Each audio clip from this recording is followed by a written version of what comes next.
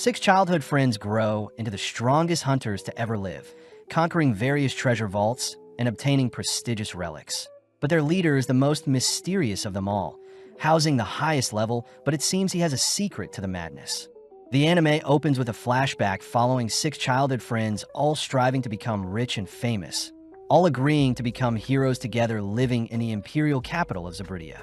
In the present, our MC Cry Andre reveals the importance of treasure hunters as they're placed in a high regard and are tasked with retrieving relics within treasure vaults around the world, all while slaying creatures known as phantoms.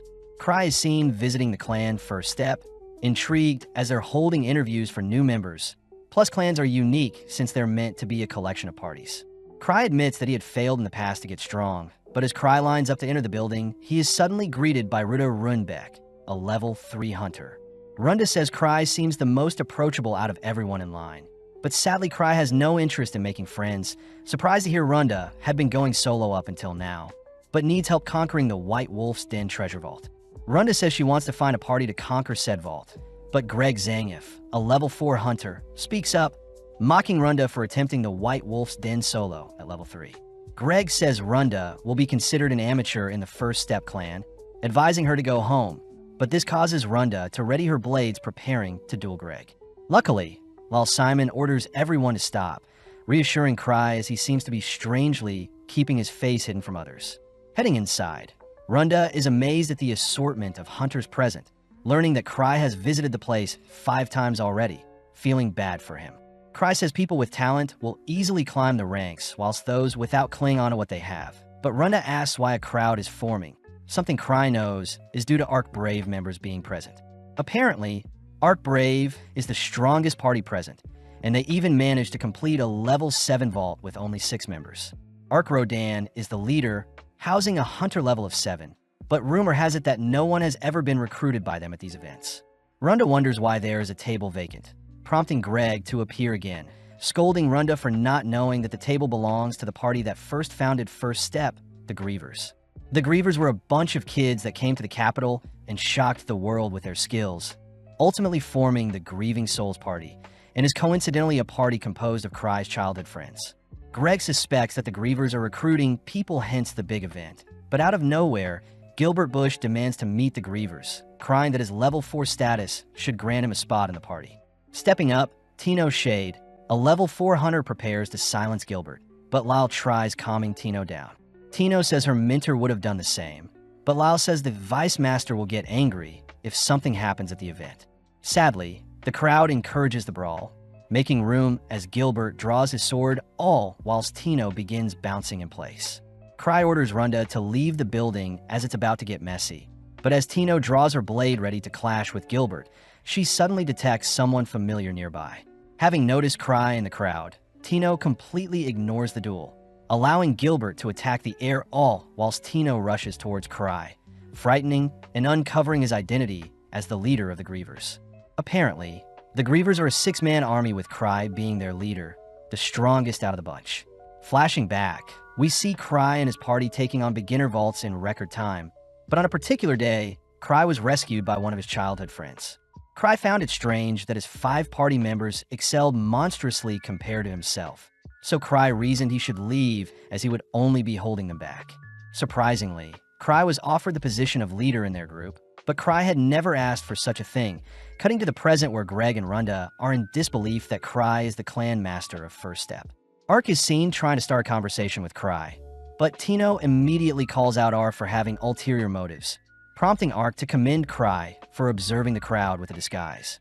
Cry tries telling everyone that he simply overslept and tried sneaking into the event afterwards, but Ark seems to be giving Cry more credit than he deserves, something Cry had experienced his entire life. Tino continues to be protective of Cry. Something Cry knows is due to Tino being an apprentice of Liz Smart, one of Cry's childhood friends. Ark takes the chance to ask if Cry has any recommendations in mind, and seeing as Cry isn't accepting any members for his party, Ark says he'll take anyone as long as Cry recommends them himself. Cry feels bad seeing Ark's party members glaring at him, but keeping his word, Cry realizes Tino won't join any other party than his, so Cry calls out to Gilbert, declaring that he'll join Ark's party. Cry does add one condition. reminding Gilbert that the most important thing for hunters is to not lose, so Cry will personally gauge Gilbert's power. Cry declares to everyone that he has never lost a fight, uttering under his breath that he has never actually participated in a real fight before, but Cry continues by removing one of his rings, announcing that anyone who retrieves the ring will be recommended to Arkbrave. As Cry flicks the ring into the crowd, Gilbert is the first to catch it, but Tino follows up by monstrously kicking Gilbert aside. Tino is seen looking for the ring, all whilst the crowd of hunters chase after it as well. But to motivate the crowd more, Cry says the ring is a relic and whoever obtains it can keep it. With the crowd distracted, Cry makes his leave, but as we cut to the next day, Cry is seen at the First Steps clan house. Eva Renfi, the vice clan master, reports that the building of the meetup yesterday is in ruin thanks to Cry's appearance. So the Explorers Association wants to speak with Cry. Cry says that since Ark is quite easygoing, they'll have Ark pay for the damages plus Ark can speak with the Explorer Association. Eva feels bad since Cry is pushing all the responsibilities onto Ark, but Cry says branch manager Gark is a scary person. Plus Cry can't go outside seeing as his disguised relic, reversible face, had been broken and he doesn't want to be attacked. Eva questions if Cry gets attacked often, finally convincing Cry to visit Gark. But funnily enough, Cry deeply apologizes for the damages at the event, reassuring Gark Welter, the Explorers Association's branch manager, that no one was hurt. Seeing Cry so sorry, Kanan Oz hands Cry a book filled with jobs no hunters want, jobs known as chores. Not wanting the hassle, Cry gets serious, agreeing to take on a chore to make up for the commotion he caused. Cry searches for a chore he can pass on to Ark, only to stumble onto a level 3 rescue mission. As Cry leaves, Gark is impressed Cry picked out the most dangerous job out of the bunch. Cutting over to Cry, who is horrified to hear that Ark is busy at the moment. Tino takes the chance to show off the ring she managed to retrieve at the event, but seeing as it's the perfect opportunity, Cry asks if Tino would join him for a chore. Before Tino can flee, Cry binds Tino with his hounding chain, something that disappoints Tino. Tino cries that she is still only level 4, and seeing as the quest is in the White Wolf's Den, Cry calls for Runda, Greg, and Gilbert to assist Tino. Cutting back 6 years, we see a younger Cry and his party visiting the Explorers Association, a place known as the Treasure Hunters headquarters. When Cry got cold feet and tried backing out, Luke Cycle took charge and kicked down the association's doors, demanding to challenge the strongest swordsman they had. Liz Smart also introduced herself as the greatest thief in the world, asking where they could all register as treasure hunters. But Cry began to feel sick at how fast things were moving. When Cry went to register his party, he was asked to assign a name and a crest to his party, and seeing as this is the perfect chance to deter his members from continuing on as heroes, Cry chose Grieving Souls with a Skull as their crest. Immediately, the others were against such a name and crest, but upon hearing Cry suggest he step down as leader, the others agreed to accept Cry's decision to prevent him from leaving. In the present, Cry had visited Runda, Greg, and Gilbert, all still speechless to see that Cry is the level 8 hunter with the title of Thousand Tricks. Apparently hunters that obtain a title are highly regarded, but Gilbert refuses to accept such a wimpy man like Cry to be the capital's strongest. Cry tries calming Gilbert down, asking if the trio would like to accompany Tino on her chore, but Gilbert refuses to listen to Cry, forcing Cry to recruit Greg and Runda only. Cry says Tino is free to take any others from the clan but himself, but before Cry leaves, Gilbert demands to challenge Cry, offering to go if he loses. With Cry getting serious, he says that since Tino is the leader, she'll be the one to make Gilbert submit.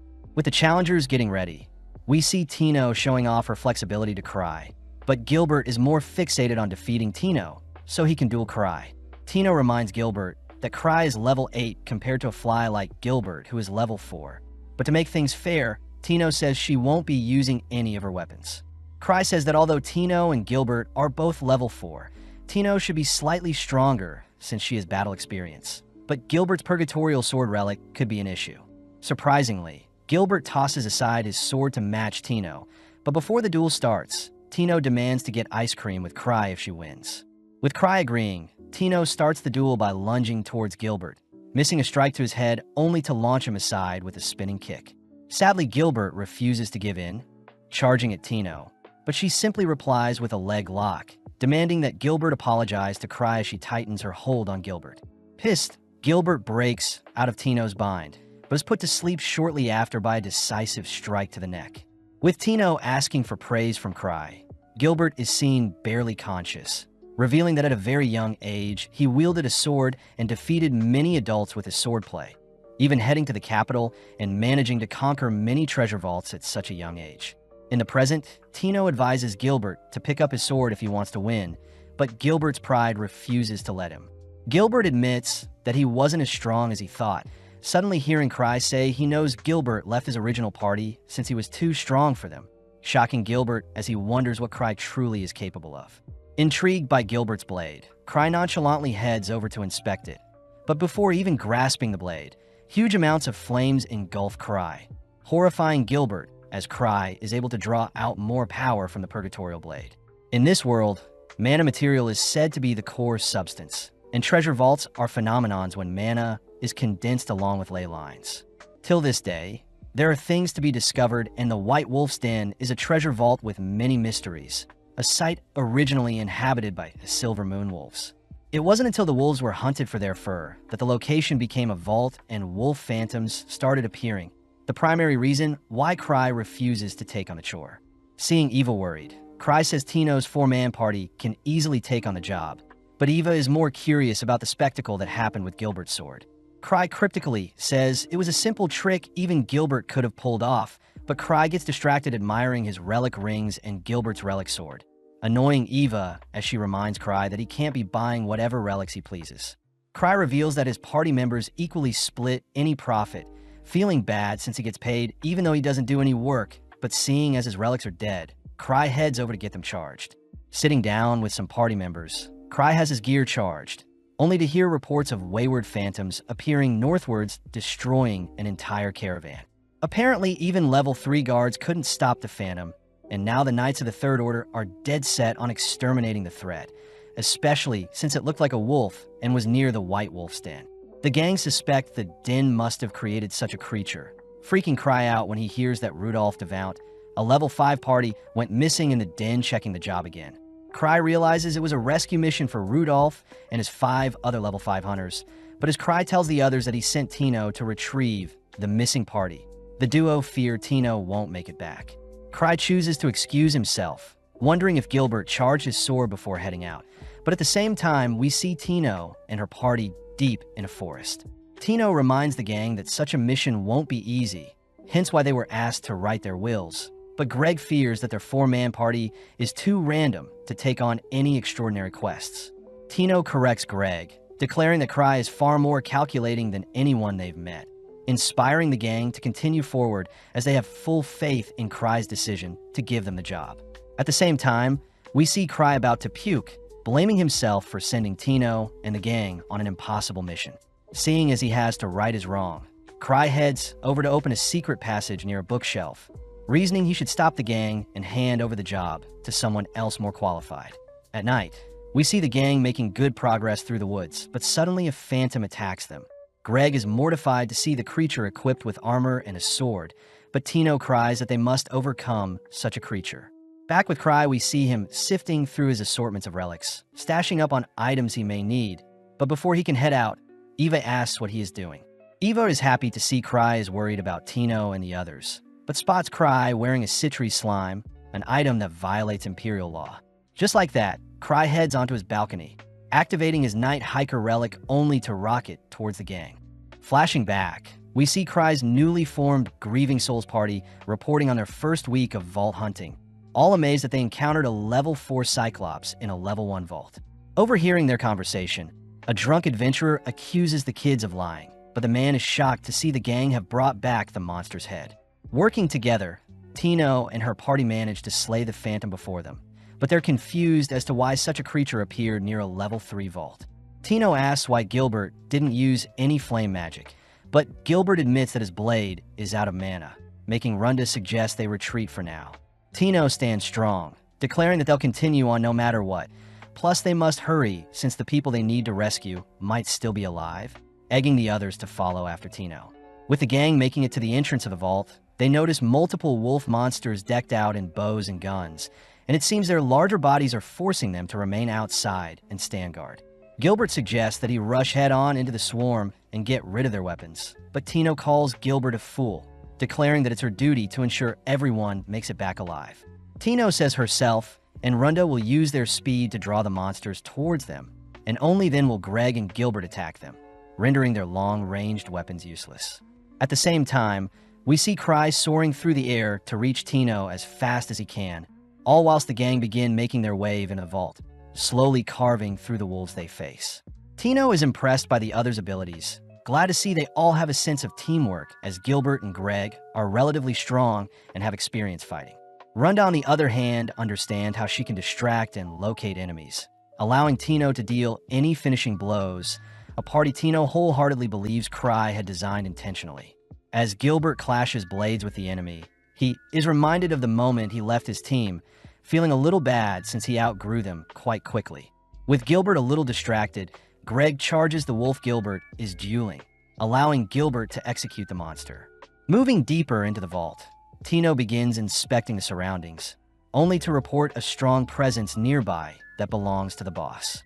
Seeing Greg a little panicked, Tino orders Greg to stand his guard and grow from facing strong monsters, something Greg admits he isn't used to, as he tends to flee from jobs when the obstacle in front of him is too great. Greg says he has seen many friends pass during his time as an adventurer, something Tino sympathizes with, but Tino reminds the others that Cry intentionally put them together. When Runda asks why she was selected, Tino gets jealous at Runda's figure, accusing Runda of seducing Cry with her breast, but regardless, the gang ventures deeper. Back with Cry, we see him scouring the forest from the skies, freaking out as he wonders where Tino and her party are. Unable to stop the flight relic, Cry has no choice but to fly into the vault in search of the gang. But as this happens, we see our gang come face to face with a monstrous wolf boss. Immediately, the gang are forced to play defensively, weaving and running away from the boss's strikes. But Tino notices that the boss has no protection around its skull. Stealing their resolve, Gilbert takes charge by blocking the boss's axe, prompting Greg to help distract the creature by slashing at it from behind. With both Runda and Tino running circles around the boss, Greg almost gets caught by the boss's axe, but luckily Runda tackles him to safety. Seeing an opening, Tino scales the boss's massive body, enduring a slash to the leg in order to make it to the boss's neck, only to plunge her blade into the creature's neck. With a lethal blow dealt, the gang watches as the boss disintegrates, all celebrating as Tino patches up her leg wound. Seeing as Greg lost his blade during the boss fight, Tino hands Greg her own blade. But before they can make plans to search for the lost hunters, a sudden projectile is tossed towards Tino's heart, something she barely manages to dodge. Seeing several other wolves emerge from a deeper section of the vault, Tino wonders if there are multiple bosses in the dungeon, wondering what Cry had in mind for them. Unable to fight at the moment, Tino orders everyone to flee into a crack in the cave, but sadly, one of the wolves rush to block them off. Greg and Gilbert say they'll distract the monsters whilst the girls flee, but Tino racks her brain for a solution, suddenly reminded of the ring she got from Cry. Refusing to leave anyone behind, the gang rally together to take down the wolf guarding the crack, first distracting and attacking the wolf from below, only for Runda to toss some projectiles at the wolf's eyes to blind it. Following up, we see Tino reminded of a time when Cry had taught her how to use one of his rings, and now using that knowledge, Tino uses the ring to launch a bright projectile into the wolf's eyes. With the creature blinded, Gilbert tries going in for the finishing blow, but Tino cries for Gilbert to stop, ultimately watching as Gilbert is blown into the nearby walls. Tino blames herself for not being more specific with her commands, all gazing up to see the wolves glaring at them, finally giving in as they have nothing left. Before the wolves can attack, a powerful projectile sends the wolves flying, revealed to be Cry, who has arrived just in time, glad to see everyone is fine. Strangely, the wolves are quite wary of Cry's presence, and when one wolf tries slashing at Cry, a mysterious veil nullifies the attack. Smirking, Cry announces that he has 17 lives, swiftly conjuring several magic balls aimed at one of the wolves. As Cry's projectiles land perfectly onto the wolf, the gang are amazed to bear witness to a level 8's power, but surprisingly, the wolf afflicted by Cry's powers is still alive.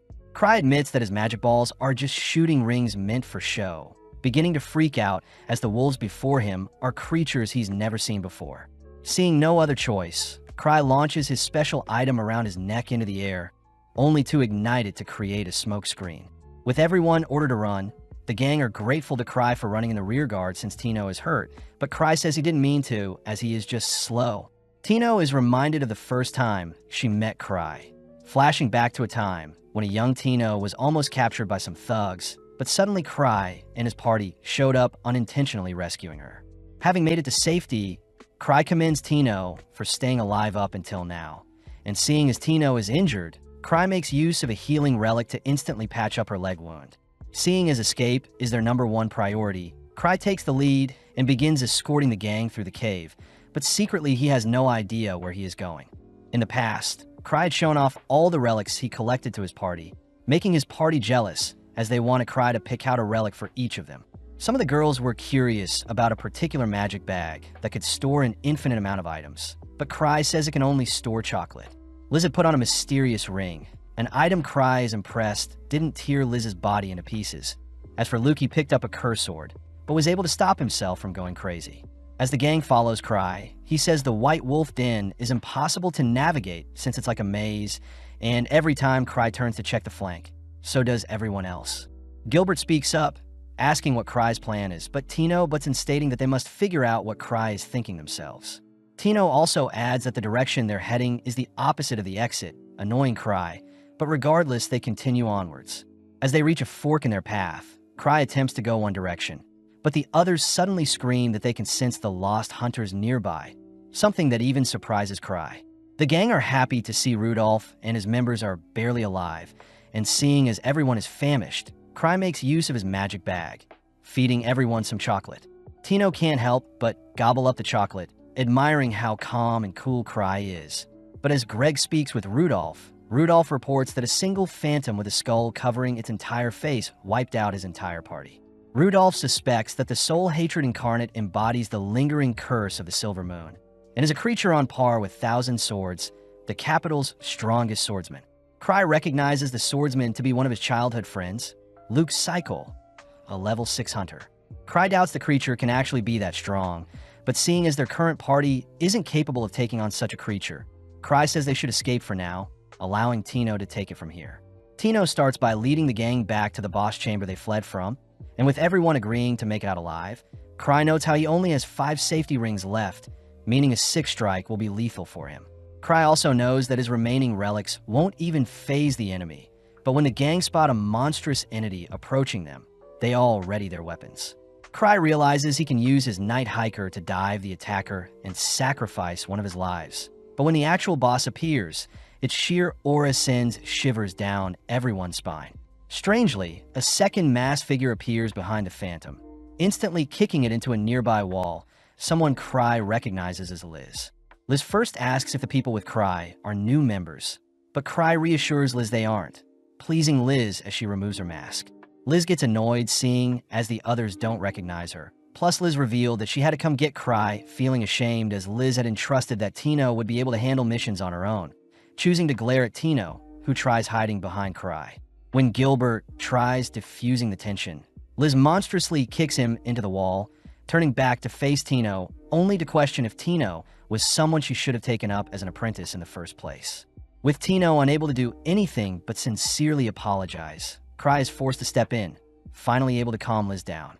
With the boss recovering and another wolf appearing, Liz is forced to silence the creatures, ruining her moment with Cry, choosing to equip her mask as the enemies spray her down with bullets.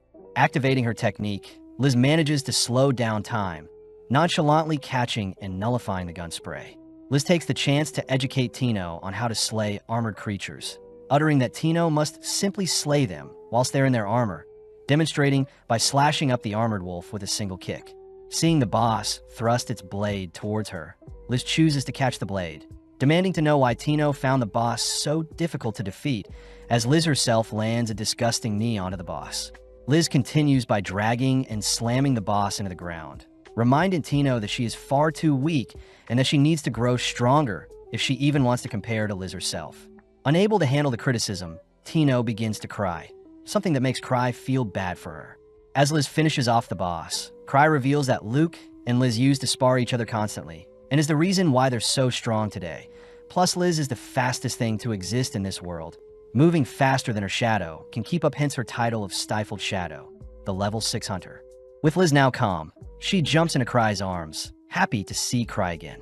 Back at home, Gilbert is seen handing over his blade to Cry, telling Tino and the others that he plans to rejoin his former party and grow stronger alongside them, with the goal of reaching Liz's strength in the future. In the past, Cry had accidentally placed orders for masks without eye holes, but his party had believed Cry had intentionally left out the eye holes to make them stronger. In the present, Liz sleeps soundly all whilst Cry seems to be looking for something, wondering if he should give up on his search. Flashing back 1 year, Citri Smart, a level 2 hunter with the Alchemist class, had entrusted Cry with handling a slime she created. Being the genius of the Grievers, with the title of Prodigy, the slime Citri gifted Cry is capable of destroying the entire capital. In the present, Cry says he had lost the slime, and when he had tried using the slime in the wolf den, it was already missing, so Cry reasons it was always empty to begin with.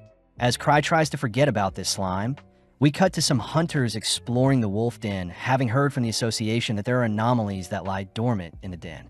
Unable to sleep all night, Cry drags himself throughout the building, only to run into Eva, who wants Cry to make a report on the wolf's den, seeing as Tino is training with Liz. Cry asks if Eva can check if a possible slime may be wreaking havoc in the capital. But first, Cry heads to check out Tino's training. As Cry leaves for the basement floor, Eva admits that Cry has the special foresight to predict the future with his guesses, something even Cry isn't aware of. In front of Tino's training room, Cry runs into Sven Anger, a level 6 hunter and the leader of the Obsidian Cross Party. Sven asks Cry to convince Liz to give them the training room, but Cry apologizes since Liz came home earlier than expected, having gotten bored of disarming traps in Night Palace, a level 8 vault, and simply returned home. Sven cries that Tino will be slain if Cry doesn't intervene, but although Cry is skeptical, he enters the training room only to see Tino completely knocked out. Liz seems to be pissed that Tino is not trying harder, preparing to end Tino with a lethal kick, but Cry suddenly orders Liz to stop. Liz says she is simply drawing out Tino's true strength, annoyed seeing Tino not trying whatsoever. But Cry reasons Liz should give Tino a break, something that ultimately convinces Liz to cease her training. Strangely, Cry's voice awakens Tino, prompting her to get back up, freaking Cry out when he sees Tino has the Griever's mask on. Unable to stop the girls, Cry heads back outside to apologize to Sven since he won't get to use the room, but Sven says he understands Tino's yearn to get stronger. In the meantime, Sven tells Cry about the phantom sightings up north, the same story Cry heard regarding the Knight's order getting crushed. Cry is annoyed that Ark isn't here to deal with the mess, especially since Ark is a far more qualified leader than himself. But Cry suddenly gets an idea, suggesting that Sven and his Obsidian Cross Party should investigate up north. Just like that, Cry manages to pass on a dangerous job to more qualified hunters. But as Cry leaves, Henrik Hefner questions why Cry always remains at base. Sven admits that Cry is strange, but Sven vouches for Cry, uttering that Cry is a monster within, warning Henrik to not underestimate Cry. That night, Gark and Kana discuss the ever-changing White Wolf's den, both unsure what caused the anomaly in the den. When Gark says he'll speak to Cry the next day, Kana says that the Obsidian Cross will be tasked with investigating the den, but Gark wonders if Cry is hiding things from them. Elsewhere, we follow several hooded figures and their leader, Noctis Cochlear, belonging to the Grand Master of Mages who researched the Akashic Tower. The men utter that the experiment they've been working on is able to draw in huge amounts of mana and artificially create a treasure vault, but the men agree to keep things under wraps in fear of Cry discovering their location. They mention that Sophia Black, Noctis' talented underling, will return soon and help with completion of the experiment, but in the meantime the men are tasked with gathering information. Elsewhere, we see a massive slime roaming and destroying the capital, but luckily it's revealed to be one of Cry's nightmares. Feeling someone in the sheets with him, Cry calls out to Liz, who asks if Cry is free today, and seeing as both Tino and Liz don't have training today, Cry agrees to hang out with Liz for the day. At the entrance of the base, we see Gark greeting the receptionist, only to spot Cry with Liz. Gark reminds Liz that she is meant to report to him when she returns from vaults greater than level 7. But Liz snaps back, accusing Gark of using Cry for himself, something that agitates Gark. When Liz fires off a kick at Gark, Gark easily blocks the strike, holding back his anger as he warns Liz to not piss him off. As both Gark and Liz's auras swell, they both begin to brawl, all whilst Cry and Kana head upstairs for a more mellow chat. Kana tells Cry about the ley lines and strange mana gathering around the wolf's den, but Cry says this isn't the thing that concerns him. as he secretly knows he must track down where he lost Citri slime. Kana get a little annoyed hearing that Cry will be remaining at the base, but as we cut back to Gark and Liz, we see Liz taunting and mocking Gark for becoming weaker since they last fought. Liz manages to dance circles around Gark, even giving him a chance to surrender, but this finally makes Gark snap as he begins infusing his body with mana. In the distance, Cry utters that Gark used to be a level 7 hunter with the title of War Demon, and luckily before people are harmed in their little bout, Cry calls for the two demons to stop fighting. Although Gark doesn't want to stop, Liz instantly rushes to Cry's side, a speed even Gark wasn't able to follow, ultimately convincing Gark to leave for today. Later that evening, Eva returns, mortified to see the state of their building, all whilst Liz and Cry start their date. Liz takes the chance to mock Gark's pathetic strength earlier, but Cry reminds Liz that she is far stronger than normal individuals. Shocked to hear that Liz didn't even consider the boss she fought in the Wolves' Den a worthy opponent. Cry wishes for the others to return, soon seeing as he may need to speak to Citri about the missing slime. But seeing Cry so serious, Liz asks what is on his mind. Cry asks what Liz would do if the entirety of Zabridia was wiped out, but Liz cries she would run away with Cry and visit the sea. Before Cry can adore how innocent Liz is, Cry notices Liz has run off to restrain someone. Someone Liz noticed was spying on them. Cry asks Liz to let the man go so they can have a chat, but the man takes the chance to run away, something Liz believed was intentional by Cry. As Liz and Cry resume their date, the man is left alone wondering how he was captured in the first place and why he was let go. Cutting to Sven and his party, we see that Gark has entrusted them with the investigation into the White Wolf's Den, something that annoyed Sven as he wonders what Cry is scheming. Back with Cry, we see he is with Liz who believes they're on a date, but Cry is more stressed seeing as they're walking through the most dangerous neighborhood in the capital. With the locals immediately recognizing Liz, Liz asks Cry why they're investigating, but Cry utters that he is simply investigating disappearances, fearing that it may be Citri's slime's doing. Cry also mentions how there's a new ice cream shop that opened nearby, exciting Liz as she chooses to enjoy her time with Cry, but off in the distance, we see the man spying on them prior freaking out. It's revealed that the man actually owns the new ice cream shop Cry is coincidentally heading to now, plus the store is home to one of their research facilities. Before the man can panic and close up shop, he suddenly notices that Sophia Black has returned, but right on cue, Liz bangs on the entrance of their ice cream store. Liz is pissed since she knows the store was open a minute ago, but before Liz can break down the doors, Cry reasons they should head home, relieving the man who is hiding inside with Sophia. At the base, Liz feels sorry for Cry since they weren't able to enjoy some ice cream together, but Cry notes how things aren't too bad since there haven't been reports of slime rampaging yet. Cry does ask if Liz knows when Citri is getting back, but seeing as Citri brought a lot of things with her, Liz says it'll take a while. Cry chooses to brace himself for the worst just in case, but suddenly Eva appears, reporting the people she had selected to investigate the Wolf Denver. Cry doesn't mind who goes, hearing that Sven and his party have already left, and the remainder along with a relic expert will join them tomorrow. Cry wonders why so many people are being sent back to the den, but regardless asks Eva to proceed as she sees fit. But in the meantime, we cut to Noctis, who praises Cry for uncovering their hideout in the slums. The other hooded men begin to panic, cursing Cry for leaving and mocking them once he discovered their ice cream hideout. But Noctis calms everyone down, asking Sophia what she thinks will be best for them. Sophia smirks, declaring that the defensive system she has built should be an interesting tool to test out against the Grievers. And seeing as they all believe Cry has uncovered what they're planning, Noctis allows Sophia to go wild and take care of things. The next day, we see Tino taking a bath, surprised to see she has no bruises, believing that Liz soaked her in healing potions after she was beaten to the brink of death. Heading to the base, Tino spots several carriages outside, hearing from Lyle that Cry had originally requested that Ark be deployed to the Wolf's Den, but seeing as Ark isn't available, they had to overcompensate with multiple weaker hunters.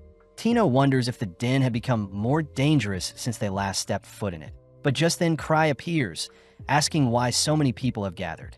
Eva says they're the people she gathered since Ark couldn't make it, but Cry worries that deploying so many people will cost a fortune, asking if Eva could cut down the people being sent by half.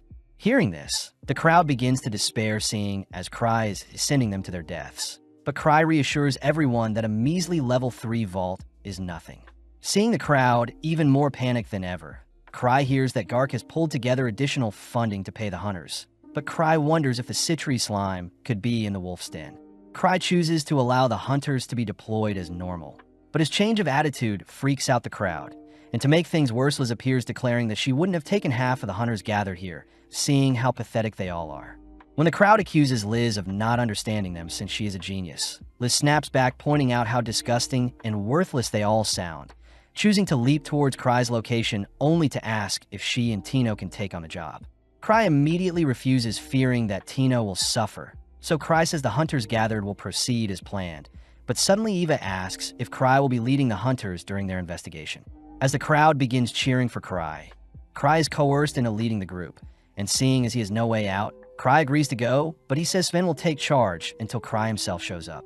Cry secretly plans to show up only when everything is wrapping up, cutting over to Sven, who seems to be making good progress through the den, but they wonder why their phantom encounters have been weak up until now. With everyone heading outside and boarding the carriages, Cry manages to convince Liz to stay put at the base, only for Cry to instruct Lyle to look out for any slimes on their journey. Just like that, the hunters set off first without Cry. But as we cut over to Noctis, we see him and his men discover that many hunters are heading in their direction. Noctis orders his men to stand strong, but Flick Petsin fears they won't stand a chance against the Grievers. Sophia corrects Flick, declaring that her defenses against the 3 Grievers present in the capital are already in place. Plus, Sophia is confident that her defenses will stop Liz's attacks, and her tricks can stifle Cry's genius brain. Noctis asks what Sophia will do about Citri the Alchemist, but upon hearing that name, Sophia becomes enraged, declaring Citri to be her nemesis, and that she doesn't even compare to someone like Sophia herself. Seeing Sophia fired up, Noctis orders his men to follow Sophia's commands. But back with Sven, we see that his party has yet to run into anything strange. With Henrik once again doubting Cry's reason for sending them here, Sven suddenly gets a message, only to order for everyone to evacuate with a whistle. Outside, Sven is mocked for evacuating everyone after receiving word to look out for a slime. But as Gain and other hunters mock Sven's decision, Sven corrects them. Sven says members of the Grievers would have never warned the others of the disaster, something that shuts up Gain and the other hunters as they realize Sven was only being safe and will resume their mission once reinforcements arrive. Gain questions why a slime would be such an issue, but Sven recounts a time when Cry had asked him to go cherry blossom viewing, and strangely Cry had asked Sven to bring his weapon. When they arrived at the cherry blossoms, the trees had suddenly become a treasure vault, a location commonly known as Prism Garden, and is an example of Cry being able to predict the future. At home base, Liz is seen jumping at any excuse to head to the den, dead set on showing how strong she's gotten to Cry. Cry says he needs to time things perfectly, but out of nowhere Citri appears, asking if Cry needs help with anything. Citri suddenly mentions how they need to crush a dangerous force before they gain too much power. But at the same time, we see Gark suiting up ready to head to the Wolf's Den, as well to prove to Liz he's still a warrior, only for Citri to appear, asking for a favor from him. In the past, Citri had told Cry that she wanted to take on a different role compared to the others in their party, a decision that Cry ultimately encouraged Citri to make. Heading to the secret room, Citri points out how rapidly the Citri slime could evolve and adapt, something that scares Cry, but Citri says she had taught the slime to leave herself and Cry alone. Cry takes the chance to tell Citri that her slime is missing, but this makes Citri immediately investigate how it went missing, suspecting it must have escaped through the drain in the room's bathroom. Citri says she'll deal with the slime, all whilst Cry handles a different issue. But as we cut over to Lyle, who greets Sven, Lyle passes on Cry's orders to have Sven command the hunters whilst he is gone. Seeing as Liz won't be an issue, Sven rallies together the troops, asking if the hunters are ready to deal with slimes. Immediately, the hunters point out that any weapon at their disposal should deal with such a harmless creature. But this annoys Sven as he wishes Cry was more specific about the threat at hand. Gain takes the chance to mock Sven for stalling their mission once more, but this time the surrounding hunters laugh at Gain for going against Cry's warning. At that moment, Talia Widna, an alchemist that had supposedly been working with Citri on her slime investigations, presents a tube specially designed to slay slimes.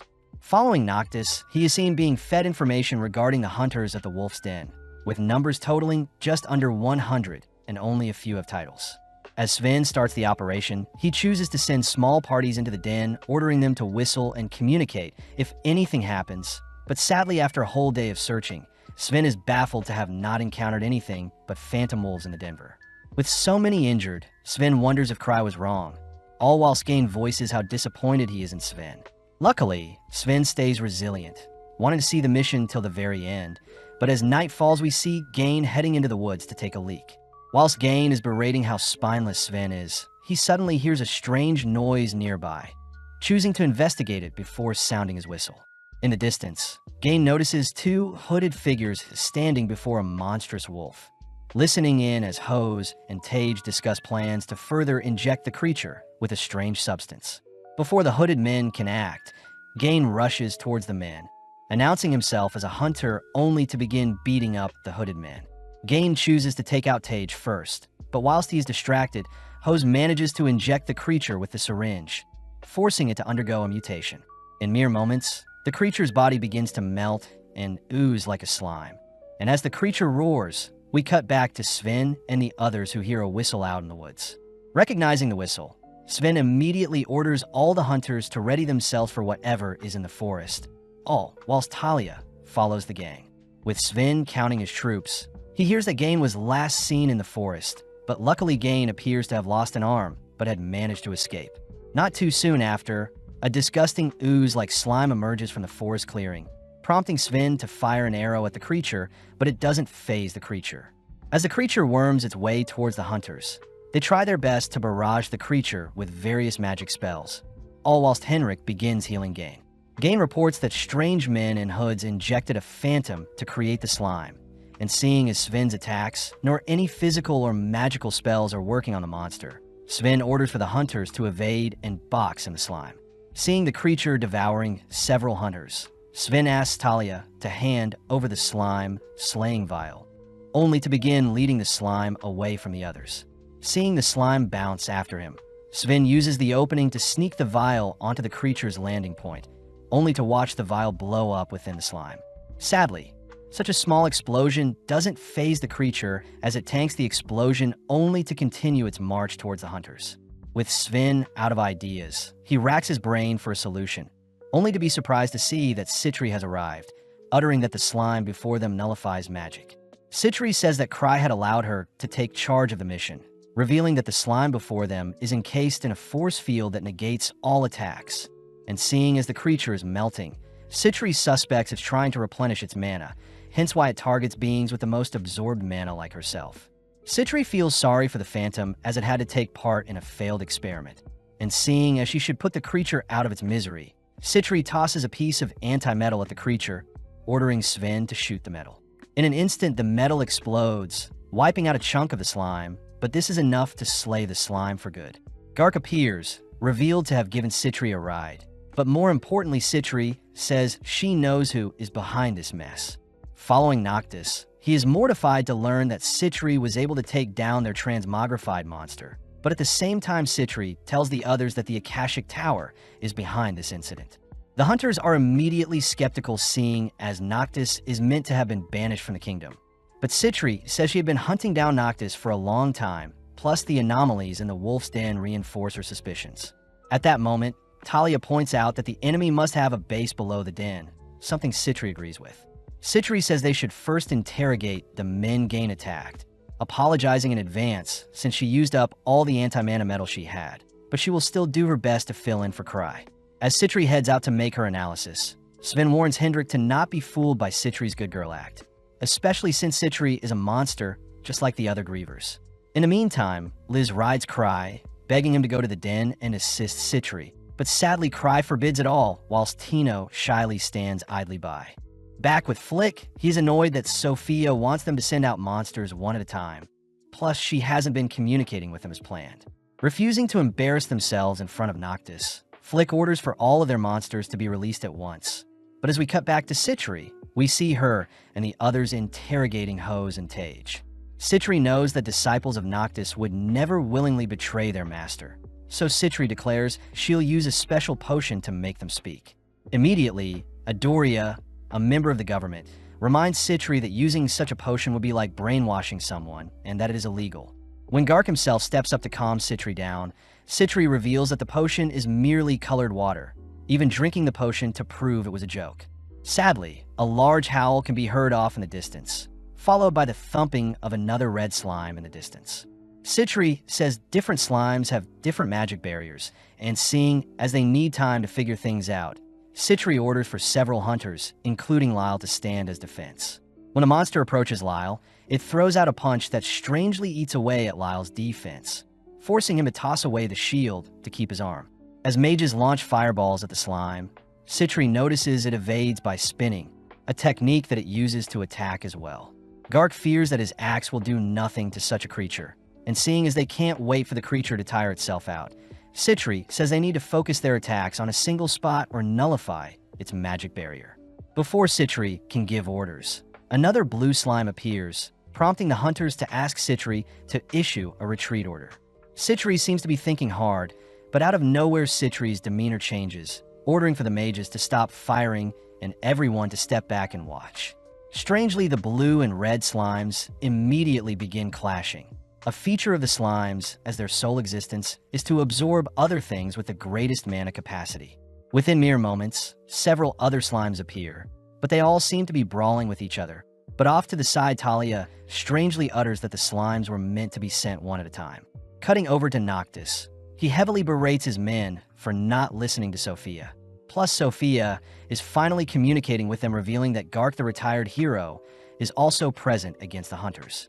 Noctis immediately stiffens up, seeing as their transmogrification potions were wasted, but Sophia says they have to double down and wipe out the hunters before they find their base. Sophia suggests they unleash the partially trained Malice Eaters, and seeing as the creatures will need guidance, Flick is assigned to lead the creatures into battle. Back on the surface, Talia is seen admiring Citri, having been by Citri's side for a long time, and in that time Talia felt helpless at how smart and unique Talia behaved, ultimately making Talia scared and jealous of Citri. Sven notices Talia looking upset, reassuring Talia that their mission will be a success, seeing as Citri is here now. But Sven wonders why Hose and Tage have been staring at Talia. As Citri works throughout the night, Gark chooses to check in on her, asking Citri to not push herself so much, but Citri utters that she knows where the enemies are. Gathering everyone, Citri shows everyone her findings, only to pinpoint the Akashic Tower's hideout to be near the edge of cliff. Citri is able to confirm her suspicion when she asks Hose and Tage, reasoning the hunters should head out immediately and attack, whilst Noctis isn't suspecting them. But this only prompts Hose and Tage to cry for Sophia to rescue them. Citri recognizes Sophia's name to be her nemesis, but sadly Citri has been unable to capture Sophia up until now, swearing that she'll capture Sophia and Noctis, the evil mages, and place them into the South Asteria prison. Gark tries bringing up something from Citri's past, but Citri stops Gark before he does, cutting over to Cry, who is finally making his way over to the wolf den. Liz is clearly excited to show off her new powers to Cry, but Cry wonders how he can stall longer, seeing as he doesn't have many safety rings. Since it's quite dark, Tino tries pretending to be scared in order to hold Cry's hand, but immediately Liz forbids it, scolding Tino for even trying such a thing. Unable to see in the dark, Cry is forced to use an owl ring to help him navigate in the dark, all whilst Liz orders Tino to continue standing guard. With Sven, Citri, and several others patrolling the area, Gain apologizes to everyone, seeing as Cry was right all along, something Citri doesn't fault Gain for doing, as Cry is a unique specimen. Citri says Cry may appear as weak as a bunny, but he exhibits the power of a level 10. Sven takes the chance to ask why Citri didn't bring her magic creature kill him with her, but at that moment a destructive bolt of lightning erupts from the skies, aimed directly at Citri. Revealed to have been Flick riding his Malice Eater, Flick cries that it was the right call to engage the hunters head-on with only one Malice Eater, but when Flick goes to inspect the hunters' corpses, he notices Sven is still alive. Flick cries that he'll single-handedly take down all the hunters, but out of nowhere Citri speaks up, revealing herself to be unharmed. Taking out a water gun, Citri fires a healing potion at Sven, instantly healing all of his wounds and allowing him to rush Flick, only to knock Flick out. Sadly, Sven is no match for the Malice Eater, but Gark appears, teaming the beast only to slay it. Following Noctis, he is annoyed Flick didn't make use of all the Eaters, prompting his men to suggest Noctis flees whilst they stall for him. Noctis refuses, declaring that they still have their trump card of Akasha, plus Sophia still has things up her sleeve, something that inspires the remaining hooded men to fight till the very end. Outside Noctis' headquarters, we see Citri and the others eyeing the entrance, annoyed to see monsters standing guard. Citri asks if Sven can carve open a path for them, but Gark intervenes, declaring he'll help them enter the cave and slay the evil mages. At the same time, we see Cry and the girls have made it to the location where Citri was attacked by Flick's lightning spell, freaking Tino out as such a spell cleared out a fraction of the forest. As Gark charges the creatures guarding the entrance, Sven and several mages assist his entry, all whilst Noctis unveils his trump card. Having sent the embodiment of Akasha itself to face off against Gark and the hunters, we see our hunters slowly losing the fight as other hooded men ride Malice Eaters into battle. But during the battle, we see Flick cutting his way out of his binds. Slowly, the Eaters tear away at the hunters, but right when things seem lost, Liz appears, instantly slaying one of the Eaters. Back with Cry, he is left alone with Tino since Liz ran off without them. But Tino suddenly declares that she has detected 3 entities nearby, revealed to be Flick, who escaped with the other 2 men. Cry mistakes the entities to be simple forest monsters, ordering Tino to leave them alone and proceed with their travels. And seeing as his owl ring wore off, Cry asks Tino to lead the way. With Liz now assisting the hunters, she is easily able to help turn the tides, teasing Citri for losing before she showed up, but Citri can only curse at her big sister for making fun of her. When Liz wraps up slaying the Malice Eaters, she darts towards the Akasha golem, throwing out a kick, but its hard exterior deflects the blow. Liz tries to pummel Akasha with a barrage of blows, but it only knocks the golem back, allowing Gark to follow up with a cleave that freezes a portion of Akasha's body. Strangely, the ice suddenly disappears, all whilst Akasha reacts to block one of Sven's arrows. But when Gark tries slashing at the golem once more, Akasha suddenly vanishes. Having leaped into the air, the gang are reminded of Ansem, and when Liz tries sneaking up for an aerial attack, Akasha detaches one of its arms to reveal a cannon. Firing and scraping Liz is forced to back off for now, all while Citri wonders why Akasha is solely fixated on attacking Liz. Liz is annoyed seeing the golem underestimate her, but when Liz and Gark work together to knock Akasha onto the ground, it shows off some boosters that rocket it onto its feet. Having exhausted herself, Liz declares it's over, prompting Cry and Tino to appear.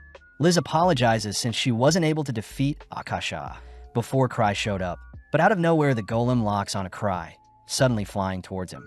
With Cry unfazed, the golem takes a swing at Cry, but mysteriously Akasha is flung back, turning off on the impact. Cry apologizes since he couldn't see anything due to his poor vision, but in the morning, Gark reports that the Akashic Tower members were ultimately able to escape, but their research and documents were left behind. Citri is seen thanking Cry for the reinforcements, catching Cry up on what transpired whilst he was gone, all whilst Tino gives Liz a massage. When Cry asks if Citri needs help with anything, Citri says she's fine, only to glare towards Talia's direction. Cutting over to Noctis, he hears from his men that Sophia is undercover amongst First Step, and seeing as they've completely been bested, Noctis declares they'll be leaving Zabridia, all while Sophia seems to be searching for Citri's slime. Following Cry, he is seen being accused of setting everything up and keeping things from the association and government, something even Adoria believes. Cry asks why Gark and Adoria don't just speak with Citri, believing they're still hesitant due to the incident 3 years ago where Citri would have been falsely accused if it weren't for Gark intervening. Adoria reminds everyone that the evidence at the time pointed to Citri, and because of the incident, Citri was demoted and given the title of Deep Black, something that can't be reverted. Gark cries that Citri had no reason to associate herself with the South Asteria's mass prison break 3 years ago. But as we cut back to Noctis, we see he has captured Talia and is demanding that she drop the act. The men gathered all tell Sophia to stop being Talia, but when they see one of the Malice Eaters growling at Talia, they all freak out seeing the real Sophia appear besides Talia. Sophia reveals that she is a complete replication of Talia, choosing to remove her disguise only to reveal herself as Citri Smart, a fact no one knew, not even Noctis. Before the men can attack Citri, Citri says she had always admired Noctis and his research into Akasha, and seeing as she could have never acquired and dedicated the time into researching such things, she had to play the role of apprentice to her master Noctis. Citri admits that Cry did warn her to drop the act soon, believing that Cry had sent all the hunters to the Wolf's Den to help Citri test out Akasha's abilities, but when she saw the hunters overwhelm the golem, she decided to end the experiment, and was the reason why the golem flew back and didn't attack Cry. Citri declares she'll be taking the men in, first heading over to Talia and apologizing to her since she needed Talia to play as the scapegoat, having learned from her past to not stand out. When the men order their Malice Eater to attack Citri, Citri manages to tame the creature, pissing Noctis off as he casts his Kaiser Flame to incinerate the Eater.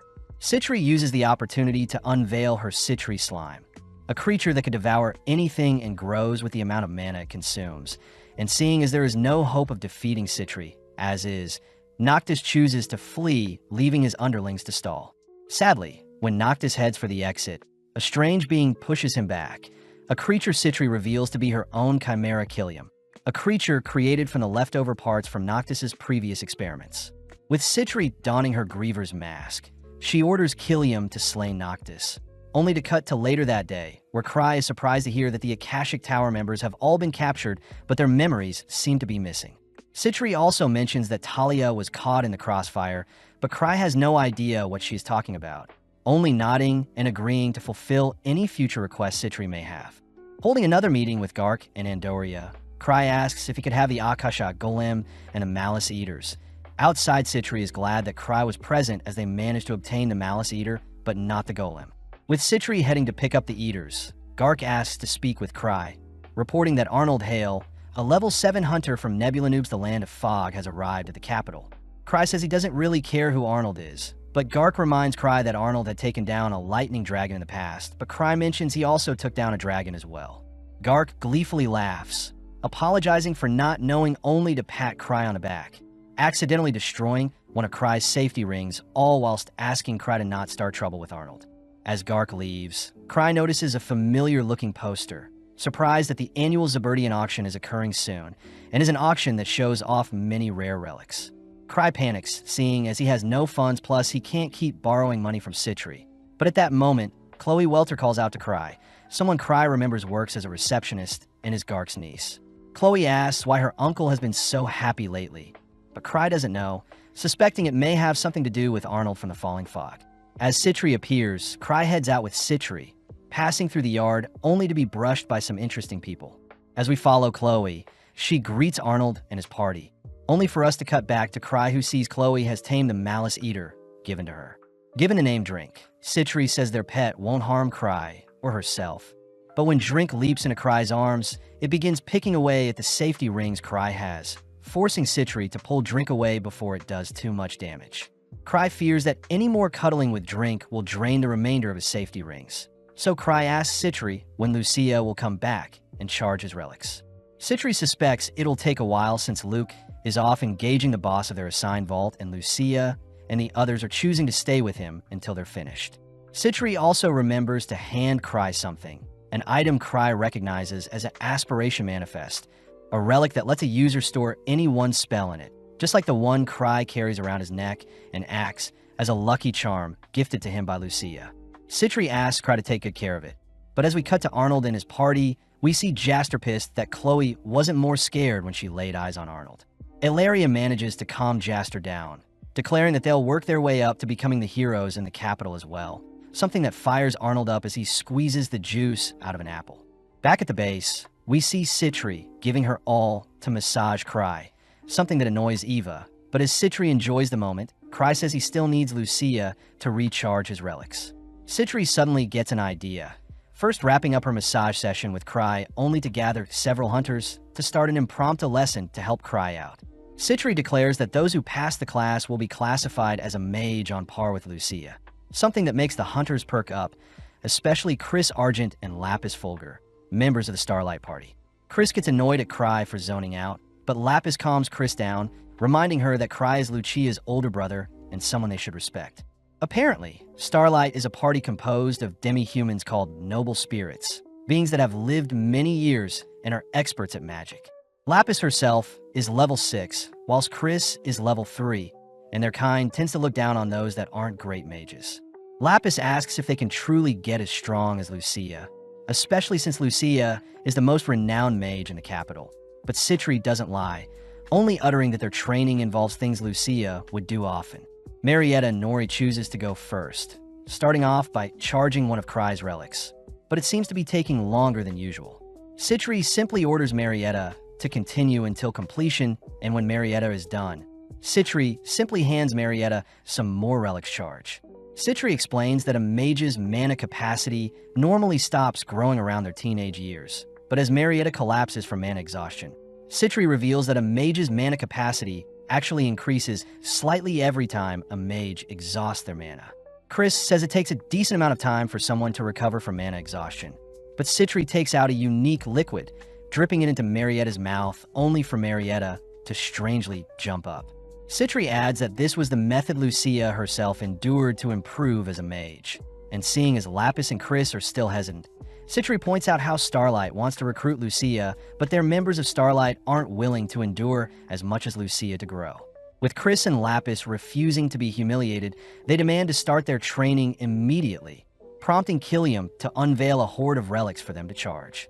Seeing Lapis and Chris training, the other mages begin charging the relics as well. But as we cut to later that night, we see Ark being offered a deal by a man, but Ark apologizes since he wants to stay by Cry's side.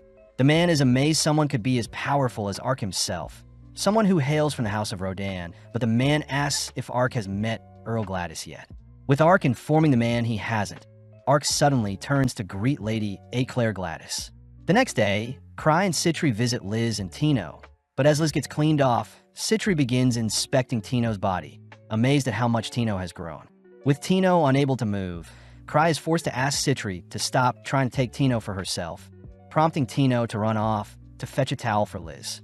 As Liz confidently strolls into the room nude, Tino is forced to help cover Liz up, all while Citri blocks Cry's eyes, only for Liz to ask why Cry is here. Cry says he wants to celebrate Liz and Citri's safe return, but before Liz can embrace Cry, Citri tackles Liz to keep her away from Cry. Tino gets excited since she gets to celebrate with them. But as we cut to later that evening, we see Arnold and his party strolling through town. Arnold demands they get some drinks, but at the same time we see Cry and the gang out celebrating, only for a drunken Liz to accuse Citri of spiking her drink. Citri simply feigns ignorance, even ignoring Liz when she accuses Citri of being the mastermind behind the revival of Akasha. But whilst Liz is distracted, Citri continues to spike Liz's drink. Having not seen anything, Cry accidentally passes Citri one of her spiked drinks, forcing her to drink. Instantly, Citri gets really drunk, accusing Cry of taking advantage of her since he hasn't paid back the 10 figures she lent him. But when Citri demands Cry pay her back with his body, Liz tackles Citri to the ground. Before the girls' fight gets too messy, a loud commotion can be heard in a different part of the room, caused by Arnold and his gang who order everyone in the room to bow down to Arnold the level 7 hunter. Immediately, Liz and Citri get intrigued at Arnold's presence, and when Arnold demands some booze and women, Liz volunteers, slowly approaching Arnold with some booze in hand. Arnold says he isn't interested in a child, but Liz takes the chance to dump the booze over Arnold's head only to smash the container on Arnold. With Liz also knocking out Arnold's gang, she manages to pin Arnold down with her feet, wondering if Arnold truly is a level 7. But before things can escalate further, Cry pulls Liz away, asking her to calm down. Flashing back 3 years, we see a younger Chloe taking the first step entrance exam, but Luke was far too strong for her.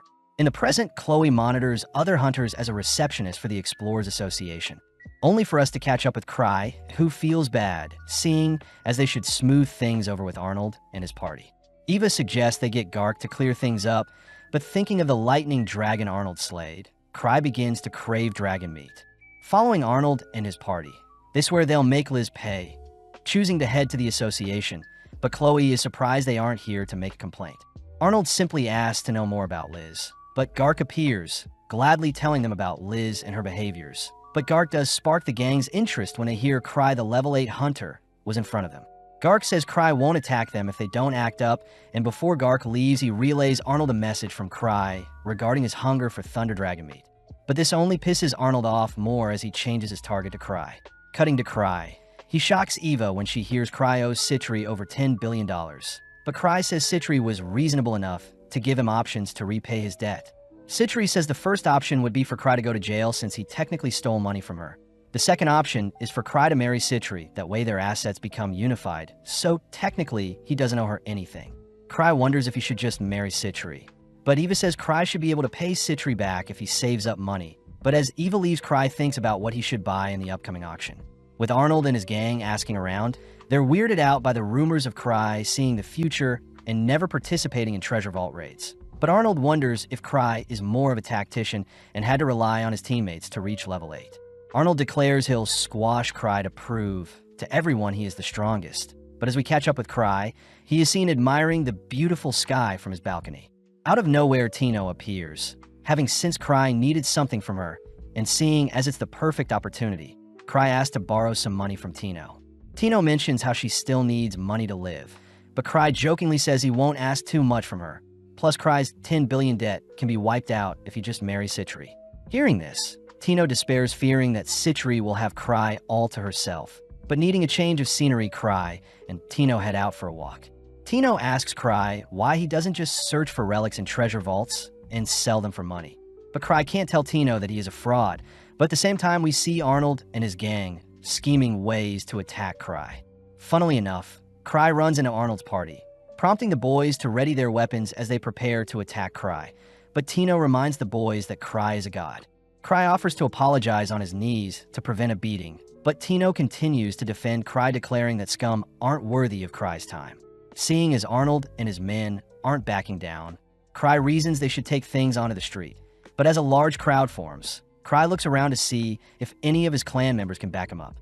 Having waited long enough, Arnold calls Cry out to be a spineless man who relied on others to get to where he is today, but although Cry doesn't deny such a deduction, Tino steps up to defend Cry's honor. The men declare that they only want Cry, but Tino says she'll be fighting in Cry's place, something Cry doesn't object to.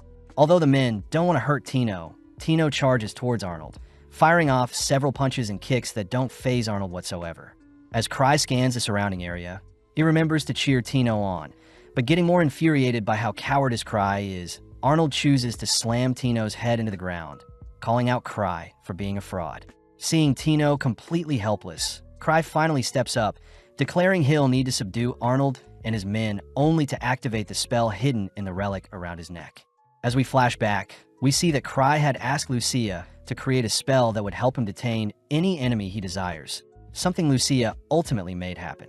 In the present, Arnold and his men are seen unable to move, having been trapped by some gravity magic, but seeing as Tino was caught in the crossfire, Cry quickly helps her up.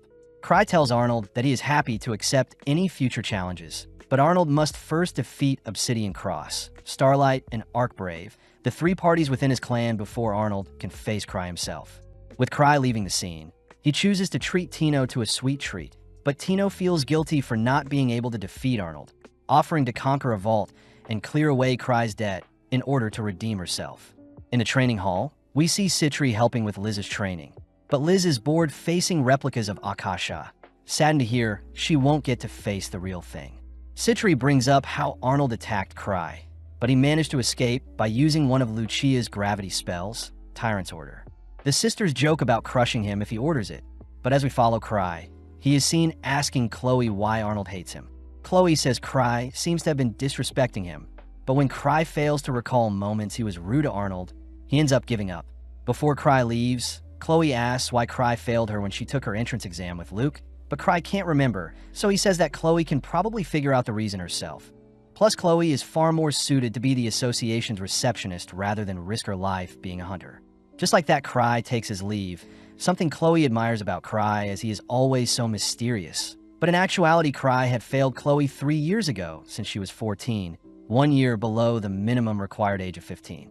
The next day, Arnold is seen back at the association, hearing from Chloe that Cry doesn't think much of Arnold, and worst of all, Cry believes Arnold to be a breast-loving pervert. Choosing to return home, Arnold and the gang drink away the stress of the last few days. But as Jaster returns, he makes his report when speaking with the 3 guilds. When speaking with Obsidian Cross, Sven had mentioned how Cry must have lied to Arnold and his gang before slipping away. When Jaster spoke with Starlight, Chris and Lapis revealed that they have no interest in fighting Arnold and his party. Lastly, when Jaster spoke with Arkbrave, Isabella Melns and Yushiraji mocks Arnold and his party for believing Cry's lies, pissing Arnold off. A reasons they should leave Cry be for now, especially since the auction is coming up and they can finally sell their extremely rare relic that couldn't be appraised in the Land of Fog. Following Cry, he has Mathis appraising another of his relics, But Mathis cries that such a relic can't be appraised, as it seems to be from an advanced civilization. Mathis says he'll complete his appraisal after he finishes up preparations for the auction, but Cry asks if he can inspect the items being sold at the auction, all whilst Tino chats with Mathis. Seeing Tino so sweet, Mathis is reminded of his own granddaughter, asking Tino to take it easy and look after herself from time to time. Tino is grateful for the advice, but when she thinks about Cry's crippling debt, she begins to despair. In the storage room, Cry sifts through various relics, only to see a strange-looking mask, wondering if it is a type of reversible mask. Apparently, Cry's previous mask was broken by Liz. Such a shame, since Cry would be able to don the mask and walk around as he pleases without being bothered.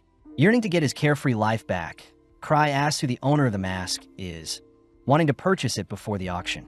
Out in a park, Tino enjoys a crepe only to ask what Cry plans to do to pay Citri back, but Cry wonders if the mask he'll purchase can disguise him whilst he steals things to help pay back his debt. Cry feels bad hearing that Citri is running low on funds herself, plus most of the experiments she conducts cost a decent amount of money. So as our duo stroll through town later that evening, Cry racks his brain for other ways to get money. Out of nowhere, Cry spots a carriage belonging to the house of the Earl of Gladys, an aristocrat that famously hates hunters. Éclair is seen thanking Ark as he gave up his time to spend with her. But suddenly, Éclair glares at Cry, demanding to know why he's staring at them. Ark tries introducing Éclair to Cry and Tino, but when Éclair begins bad-mouthing Cry, Cry is forced to restrain Tino from snapping back at the little girl. Éclair is confused seeing Cry accepting all the insults she throws at him. But seeing as it's time to leave, Éclair departs, leaving Ark to apologize for Éclair's rudeness. Cry takes the chance to ask Ark for money, but Ark immediately refuses, first asking what type of relic Cry plans to buy this time. And when Cry refuses to answer, Ark says he can't lend Cry any money. Cry takes the chance to ask other people in the room for money, cutting to the next day, where rumors of a powerful relic Cry is dying for will be in the upcoming auction. But as we follow Cry, he apologizes for enlisting Citri to help with negotiations on the relic he plans to buy. Citri utters that she is willing to give her life to ensure Cry gets his relic. But out of nowhere, the owner of the strange relic mask is revealed to be Arnold himself.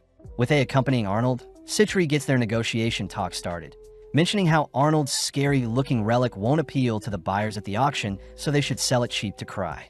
Arnold says that's not fair since the relic could exhibit a rare skill, but Cry mentions how the relic could also be very dangerous, so Cry himself will dispose of it for them.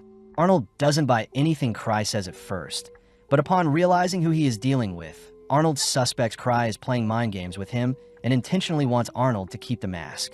Smirking, Arnold says he'll sell the mask for 10 million gold, only to proudly declare his victory over Cry.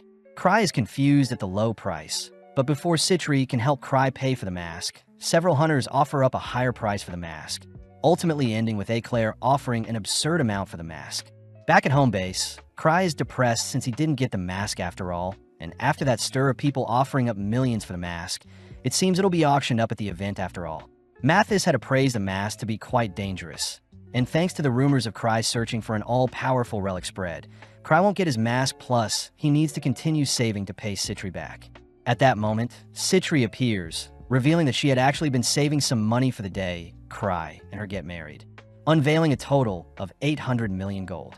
Seeing Citri so infatuated by Cry, Eva reminds Citri that she can't keep enabling Cry's obsession with relics, but as the girls argue, Cry heads onto the balcony to get some fresh air. After some time passes, Citri says they should visit Éclair and see why she wants to buy the mask as well, cutting over to Éclair, who demands to know why Cry is visiting her. Cry mentions how they're here to chat, but Éclair begins to accuse Cry of using unfair tactics to reach level 8, refusing to believe a nobody like Cry is stronger than Ark. Éclair reveals that she plans to purchase and give Ark the all-powerful relic mask, so he can overthrow Cry. But Cry corrects Éclair, stating that Ark would never want someone else's help to defeat his foe. Citri also speaks up, declaring that they'll willingly put up 200 million against Éclair's bid of 100 million. But Citri says they'll give up if Éclair continues to bid more. At a crossroads, Éclair reports this news to her father Van Gladys, only for Van to ask Montour how much they can pay for the mask. Montour says their family can pull together 1 billion gold in total plus some extra if they need to. And seeing as the House of Gladys refuses to lose, Van instructs Éclair to win the bid no matter what. On the day of the auction, Citri reports that they have a budget of 950 million gold, something Cry appreciates Citri for pulling together. Before Citri can embrace Cry, Liz appears to pull Cry away, even mentioning that she can help steal the mask if they happen to lose.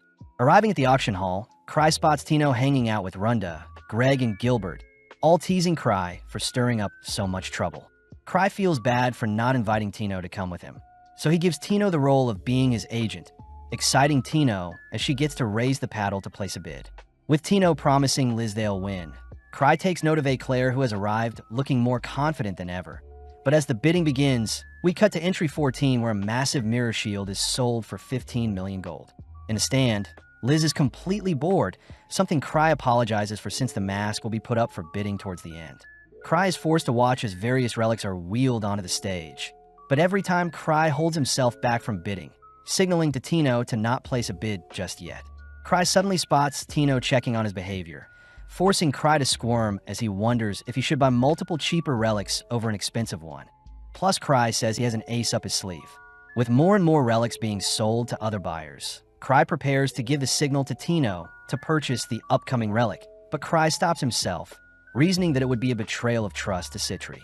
Sadly, Cry's cravings have overcome him as he announces he'll splurge now and suffer the consequences afterwards.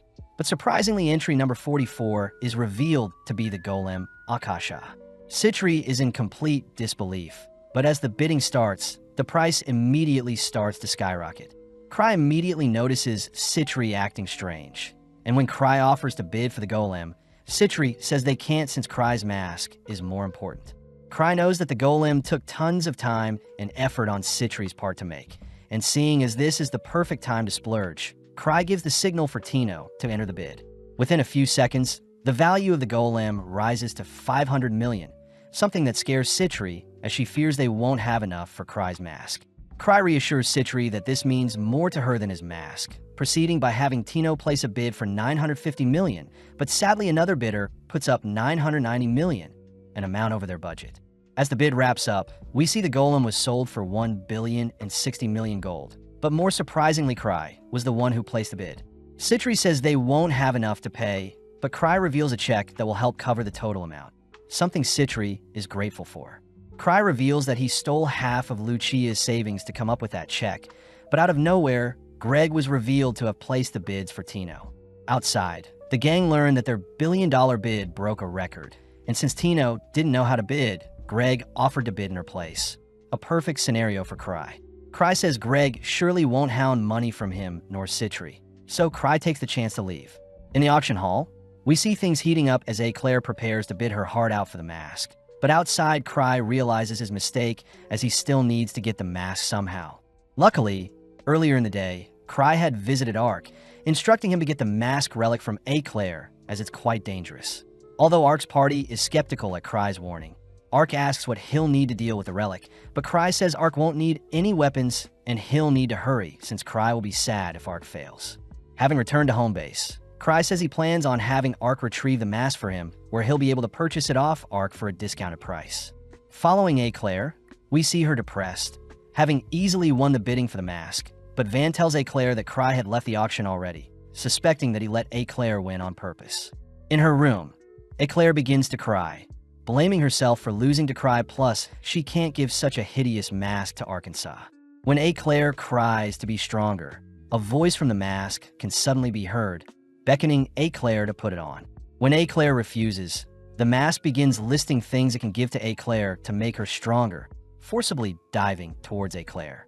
Downstairs, we see Ark has arrived, hearing from Van that Eclair had shut herself in her room, embarrassed by what happened at the auction house. Before Ark can wonder what Cry was thinking of sending him here, a sudden noise upstairs forces Ark and his party to rush to Eclair's location, but out of nowhere they spot Eclair beating up her knights, revealed to have equipped the mask. Eclair is seen screaming that she has become stronger, but unable to bear Eclair's torment. Ark chooses to approach Eclair only to call out her name. Snapping out of her frenzy, Eclair says she wanted to give Ark the mask she bought for him, but before she can remove it, she becomes enraged seeing as Ark is carrying around a sword. Leaping back, Ark realizes Cry was right about not needing to bring any weapons, and seeing as they'll need to subdue Eclair, Ark orders for his party to assist him. With Eclair equipping a sword of her own, she screams that she isn't weak only to clash blades with Ark.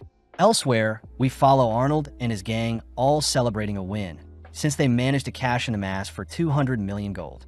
When they return to their home, they notice Liz and Citri waiting for them, demanding that Arnold fork over some of the cash, as it was thanks to Cry that they made so much. Liz reveals that earlier, whilst they were celebrating and drinking, Citri had poisoned their drinks, and now the girls are willing to sell the antidote to them for only 110 million gold, an offer Arnold can't refuse. With Ark returning to report to Cry, he is surprised to see Cry has thrown a party to apologize to Ark, but Ark mistakes the apology for Cry, giving him so little information on the mask. When Ark hands Cry the mask, Cry hurriedly places it on, but before Eclair herself can thank Cry for sending Ark to save her, the cursed mask latches onto Cry's face. Funnily enough, the mask evaluates Cry's stats to be too low for it, immediately disengaging and falling off Cry's face. The series ends with the gang all gathering for a celebration, seeing as Cry had finally obtained the mask he wanted, and with Luke, Ansem, and Lucia still stuck on conquering the Night Palace. We cut to several days later, where Eva asks Cry to give his report on the 7th member of the Grievers, Eliza Beck, a level 6 hunter with the role of a thief from the Desert Nobles. Flashing back, we see a younger Tino dressing up only to head into town to run some errands. But her aunt warns the 11-year-old Tino to head home immediately after her shopping and not wander around too much.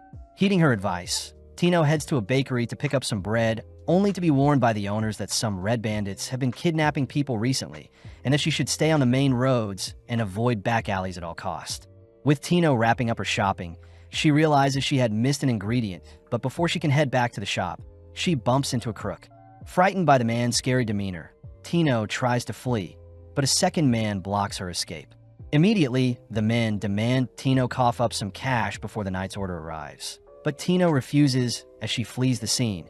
Sadly, the men are simply toying with Tino as they let her tire herself out only to confront her once more. Despairing, Tino is asked to drink a strange potion, but suddenly Cry's voice can be heard, something that frightens the men. To make things worse, the remainder of the Grievers make themselves known, but this only pisses off the men who recognize the kids as the newcomers in town. When one of the men try to attack, Luke and Liz blow them back, and seeing as they're outnumbered, the men agree to flee, allowing Cry to introduce himself to Tino, a pivotal moment that changed Tino's life forever. In the present, Tino is seen recounting her past to Eva and Cry, but funnily enough, Cry didn't mean to save Tino that day, as he was simply lost and bumped into her. After the Grievers had rescued Tino, they had promised to retrieve Tino's lost pin, and not too long after, Cry and his party had introduced themselves to Gark. When the gang reported the thugs to Gark, Gark wanted to know more details on the two men, but sadly the Grievers' masks prevented them from properly profiling the two men. Surprised, Gark says he can't deal with any issues at the moment, seeing as the Knight's Order needs them at the moment. But Cry does get permission to pursue these men if they cause any more trouble. As Cry and the others leave, Gark is impressed Cry knew the men were hunters, but creepily the number of hunters kidnapping kids have increased over the years. Cutting over to the two men, they're seen pissed off that their prey had fled, and it seems the organization they work for will dispose of them if they don't hit their quota. Coming up with an idea, the men declare that they'll recruit the Grievers to help with their evil deeds, and within a few days the men had offered Cry a position in their organization. The men had promised Cry a comfortable life in the capital if he came with them, but Cry didn't know what they were referring to, so he simply played along and agreed to follow them. With the men guiding our gang, they eventually reach a heavily guarded steel door, and upon passing through, Cry is asked to have a seat whilst waiting for the boss to appear. In the meantime, Cry is informed that the two men were the people who tried kidnapping Tino, exciting the gang as they can abolish the evil residing in the capital now that they're in the organization's hideout. Out of nowhere, a fancy-looking man introduces himself as the boss, and getting down to business, the boss asks the Grievers to work solely for their organization. Seeing the boss and his underlings' despicable faces, Cry asks if he could have time to think things over, but the boss asks the gang to check out their merchandise. Brought deeper into their hideout, the gang are suddenly surrounded by a swarm of hunters, and to make things worse, the boss shows off several locked-up kids they've kidnapped, announcing that they'll grow their criminal empire to surpass the Snake and Fox organizations, words that make Cry quiver. With the boss demanding Cry join them, Cry hesitates, but the boss's henchman immediately fires off a warning shot that knocks down Luke. Disgusted, Cry refuses the offer, a signal that leads Luke to spring back up and slice off the boss and his henchmen's arms before they can react. It's revealed that Luke's mask had protected the bullet from piercing his head, and with everyone now agitated, we see the Grievers begin their brawl with the Hunters. Whilst Cry and Ansem help to free the kids, we see the others decimating the evil doers, and coincidentally Cry stumbles on Tino's pin. After a few days, the entire capital learns of the Grievers wiping out the criminal organization, and apparently even Gark and the Knight's Order couldn't hunt down the organization, something that has caused Gark to summon the gang for a word. Although nervous, Cry says he'll beg for forgiveness if they've caused an issue for Gark, but suddenly the gang bump into Tino, who has also been summoned. Seeing as it's the perfect time, Cry hands Tino her pin, a sentiment that makes Tino cry as she had asked for a photo to commemorate their heroic deed.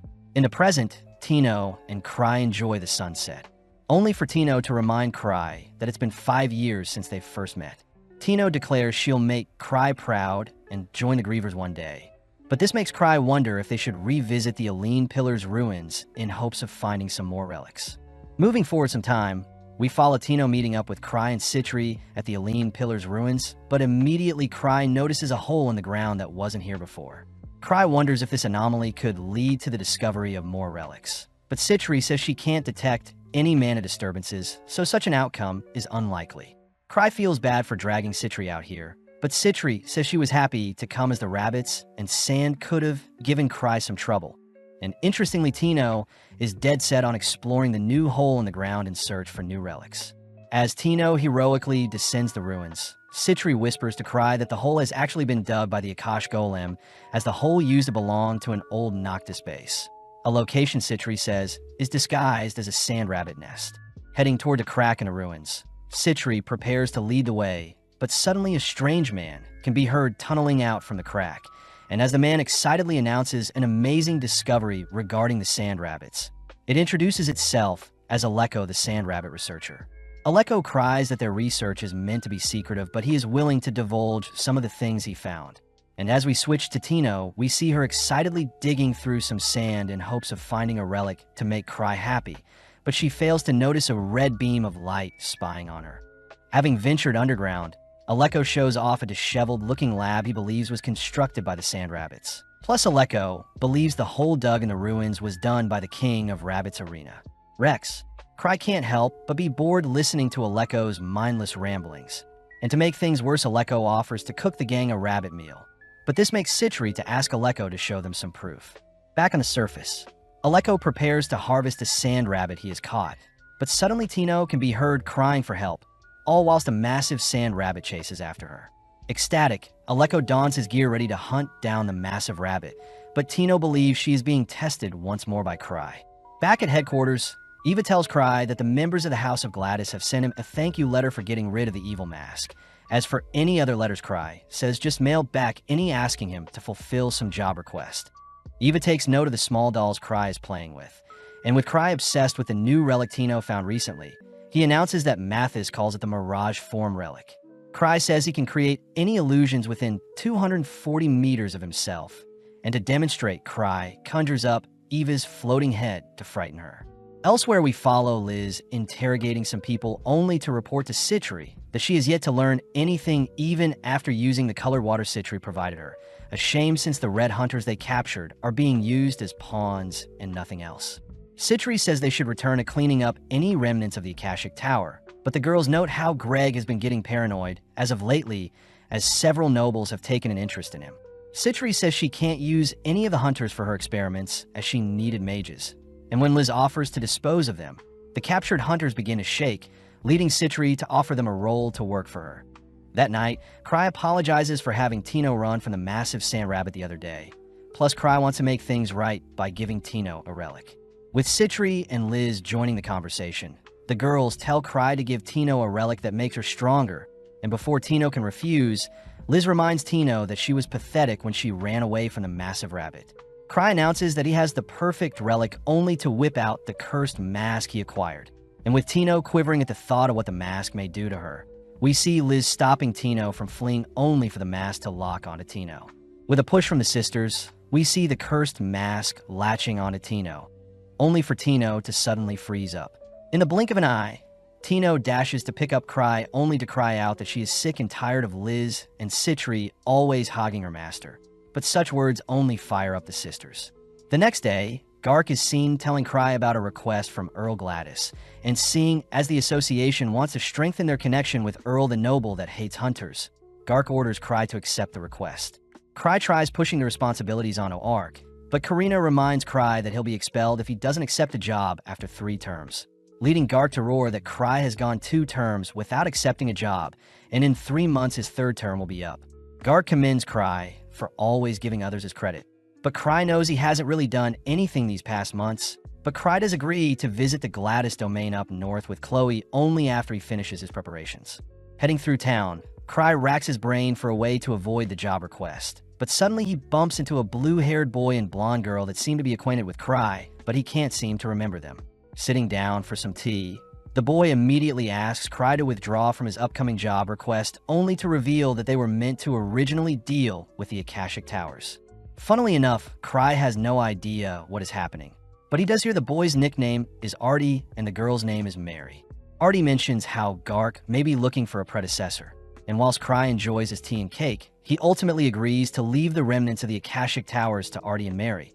But suddenly Arnold and his party confront Cry, still pissed at what Liz and Citri did to them. The men prepare to fight Cry, but suddenly Archie and Mary offer to fight in place of Cry, only to reveal themselves to be Art Baron Henning and Mary Auden, members of the Hidden Curse clan, a clan that houses the strongest mage in the capital Abyssal Inferno. With Cry asking to use the bathroom, he is seen sneaking out a nearby window, as he wants no part in the brawl that may start with the others. And creepily, he dons an oversized disguise using his Mirage artifact as he rushes home. At his office, Eva cries that Cry has been invited to the gathering of White Blades by the Emperor that takes place 3 weeks from now. And whilst Eva celebrates the Emperor finally recognizing Cry's amazing talents, Cry cuts her off by announcing that he'll be going on a vacation. Meeting up with Citri and Liz, Cry invites the girls to go on a vacation with him to Night Palace in hopes of meeting up with Luke and the others. Plus, he plans on making the vacation 3 weeks long in hopes of skipping out on the Emperor's gathering. Cry reassures the girls that Hidden Curse will be dealing with the Akashic Towers remnants whilst they're gone, and with Citri allowed to bring Killium and drink. We see Liz asking other clan members to join them on a vacation, only for everyone to make up excuses to avoid traveling with Cry and the sisters. That evening, Liz is seen checking up on Tino, who has locked herself away after she tried fighting Liz and Citri. But having had enough of Tino's apologies, Liz declares they'll be going on a vacation and that Tino has 5 minutes to get ready. Meeting up in front of the carriage, Citri, with the help of her electric collars, introduces 3 of her new assistants, Black, White, and Gray, who will be traveling with them. Right on cue, Liz is seen dragging Tino along with her, and as the gang depart on horse carriage via the northern gate, we see Arnold and Gark being informed of Cry leaving the capital, and this forces both parties to make preparations to chase after Cry. With Chloe assigned to chase after Cry, she is seen bumping into Arnold, who has the same goals as her. But back at the capital, it is announced that Hidden Curse will be waging war on the Akashic Towers whilst Cry is gone. Having taken a pit stop, we see Liz and Tino training their sprints, but suddenly Liz calls for Citri to hand her the lightning potion.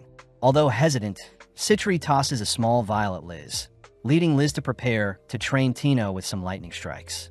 Immediately, Tino begins fleeing from Liz, and having refused to don the creepy mask for a power boost, Tino is forced to tank several lightning strikes. With the gang setting up camp for the night, Cry reminds the sisters that training is not allowed whilst they're on vacation, and with Tino barely breathing, Cry orders the girls to prioritize having fun. Listening to Cry, the sisters get excited about what Cry has in store for them, but at the same time we see Chloe, Gilbert, and Ruta riding in a carriage alongside Arnold and his party. Although a lightning storm is brewing outside, the gang reason that they can meet up with Cry at Elon, as Cry will need to pass through Elon before entering the Gladys territory. Switching over to Cry, it seems his party has arrived at the town of Elon, where Cry has a base. Plus, it seems only Cry, Tino, and the sisters will be staying in the house, whilst the others stay elsewhere. Immediately, Liz begins snooping around for things to do. And interestingly, Liz stumbles upon Citri's stash of experiments along with items used to seduce people. Seeing Tino scared, Cry reassures her that there will be no training whilst they're on vacation. But suddenly, a bolt of lightning strikes the town. With Cry unbothered by the phenomena, Citri secretly wonders if her lightning potion may have been too potent, But switching over to Chloe, we see her and the gang finally arriving at Elon Town as well. Freakishly, a guard alerts the party to flee the area, only to point to a lightning spirit that has appeared above the town. A fears that the spirit may be stronger than the thunder dragon Arnold took down in the past.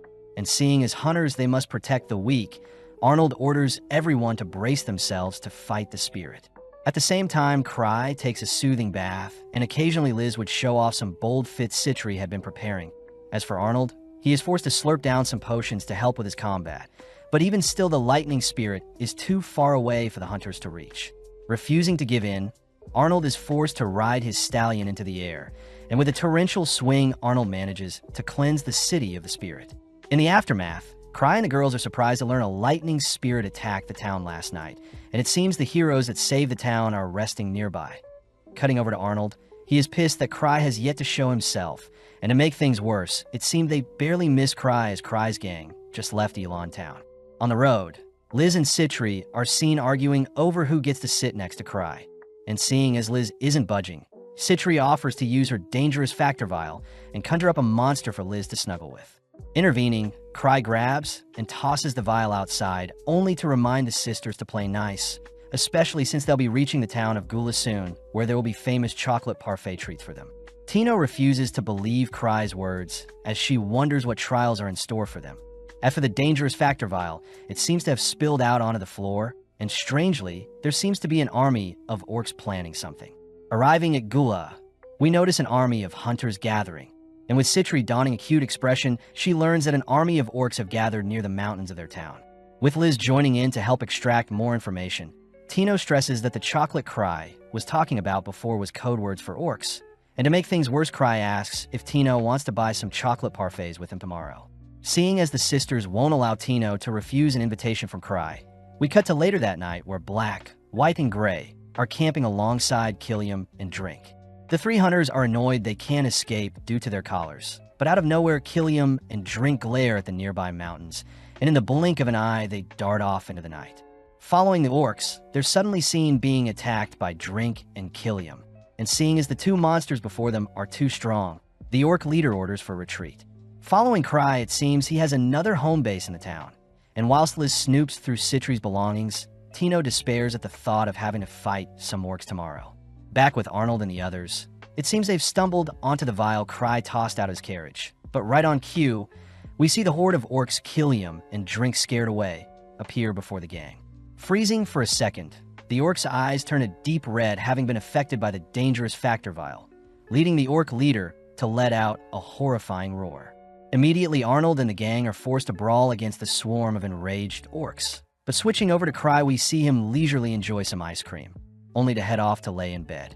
Creepily, a painting of Satiri watches Cry from above, and when Liz asks Cry if they can share a bed tonight, we see Citri pop out of her own painting only to prevent Liz from making any moves on Cry.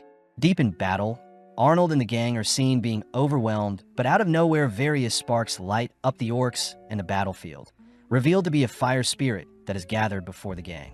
The next day, we see Cry and Tino at a restaurant preparing to order some chocolate parfait, but Tino fears that the people around her are secretly orcs in disguise. Seeing Tino stressed, Cry reassures Tino that nothing bad will happen to her, but Tino cries that she can't enjoy herself as she doesn't want to undertake another one of Cry's trials. At that moment, some other customers mention how the nearby orcs have been mysteriously vanquished, news that excites Tino as she can finally relax. But later that day, we see the town celebrating and thanking Arnold and the gang for saving the town. With neither Arnold nor Chloe knowing what is happening, we follow Cry and the girls walking past the crowd, and upon seeing Arnold being celebrated as the town's hero, the gang couldn't help but thank Arnold before they leave. Pissed, Arnold tries reaching Cry, but sadly a swarm of flirtatious women swarm Arnold to thank him. Back on the road, Cry wonders how he can avoid Arnold's tracking, and seeing as they need a shortcut, they'll be heading off the main road and over the Galist Mountains instead. Tino is immediately frozen stiff as the Galist Mountain is filled with dangerous creatures, all whilst Arnold and his party are seemingly stuck at Town Gula. With some time passing, we see Tino mortified by the number of monsters they've encountered and slayed whilst heading north, and interestingly Citri reports that they're entering lost giant demon territory. Cry hears that most people that encounter such demons never come back alive, And seeing as Liz is curious as to how strong these demons are, Cry allows Liz to spar with the monsters roaming outside. Excited, Liz immediately calls on Tino to get ready, and before Cry can hand Tino the creepy mask, Tino swiftly flees the carriage. The next morning, we see Liz satisfied by her training yesterday. And luckily, it seems neither Tino nor Citri's attendants were harmed last night. But interestingly, the gang appear before a fork in the road.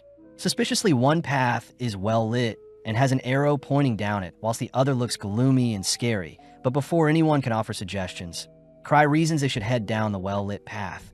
And strangely, there's something watching the gang. Switching over to Arnold and the others, they seem to be lost, but Chloe and the others fear that Cry is testing them, something Arnold questions as well. That evening, Cry is happy that they have yet to encounter any more monsters, and with Cry declaring they'll set up camp for the night, leading Citri to offer to cook for the gang. Gratefully, Cry says he'll fetch some water for the gang, sparking Liz to join him. Heading to a nearby pond, Cry fetches some water, only for Liz to spring out of the pond having slain a massive fish. As the sun sets, Cry helps straighten Liz's hair, whilst Liz promises to grow stronger and train Tino, and with the mood right, Liz prepares to make a move. Out of nowhere, Liz becomes pissed having detected a creature nearby, and when we cut back to the camp, we see a horrifying monster appear. As the creature easily blocks Killiam's punch, we see Tino try to cut down the monster, but it blinks away to evade, only to return to pummel Tino. Before Tino is squished, Liz appears blocking the blow, plus the gang identifies the creature to be a lost giant demon. Citri suspects that the demon purposely led them down the well-lit path and onto its territory, and with the demon grabbing and tossing a fiery stone at Cry, we see Liz intercept the blow. Annoyed, Liz pitches a throw of her own, and instantly the creature is blown back. But sadly, the sisters know that such a demon won't be slain so easily. The girls reason that Ansem and Lucia would be a massive help when dealing with such monsters, and seeing as the demon will flee and pursue them after some time, the gang reason they should start moving. Right on cue, we see the injured demon recover from its wounds, and as we cut over to Arnold, we see him enraged, having noticed a message left behind by Liz asking him to move down the same path as them, a challenge Arnold accepts. As Cry and his party head deeper down their route, Citri remembers that the lost giant demons love torturing their prey, so Citri reasons they should set up some bait to lure the demon away. Tino gets scared, fearing she'll be used as bait, but luckily Citri offers up a dangerous factor potion that may attract other monsters for the demon to fight. Funnily enough, it seems their plan failed as the potion was blown all over the carriage by some wind, and with the gang needing to rest, they stuff themselves having just slayed all the creatures that tried attacking their carriage. Off to the side, Tino tries suppressing her worries, but she gets jump scared by the mask, and luckily, it's just Cry handing Tino the mask in case of emergencies. At the same time, we see Drink pestering the 3 captured hunters, and seeing as they don't want any trouble, Black agrees to refill Drink's bowl with some water. Coincidentally, Black notices Citri showing off a key, and as we zoom out we see the giant demon spying on them. Switching over to Arnold, his party has appeared on the mountain above Cry's camp, but Arnold fears that there are too many monsters nearby to confront Cry's party. At that moment, Arnold spots Liz's silhouette leaping through the trees, and as Arnold rushes after Liz, it's revealed to be the demon who had morphed into Liz. The demon seems to be trying to get Arnold and Cry's party to fight, and as we cut over to Cry, he runs into the demon who has morphed into Arnold. Immediately, the demon tries agitating Cry and his party, but funnily enough, the sisters and Cry reason that Arnold is a little angry. Seeing Arnold throwing a fit, Cry offers to apologize for running away, but right on cue the real Arnold appears, a little weirded out to see a clone of himself. Locked on a Cry, Arnold takes a swing at Cry, but luckily Cry's safety ring blocks the lethal blow, and with Killiam and Drink appearing behind the demon, the sisters declare they knew the demon was a fake all along.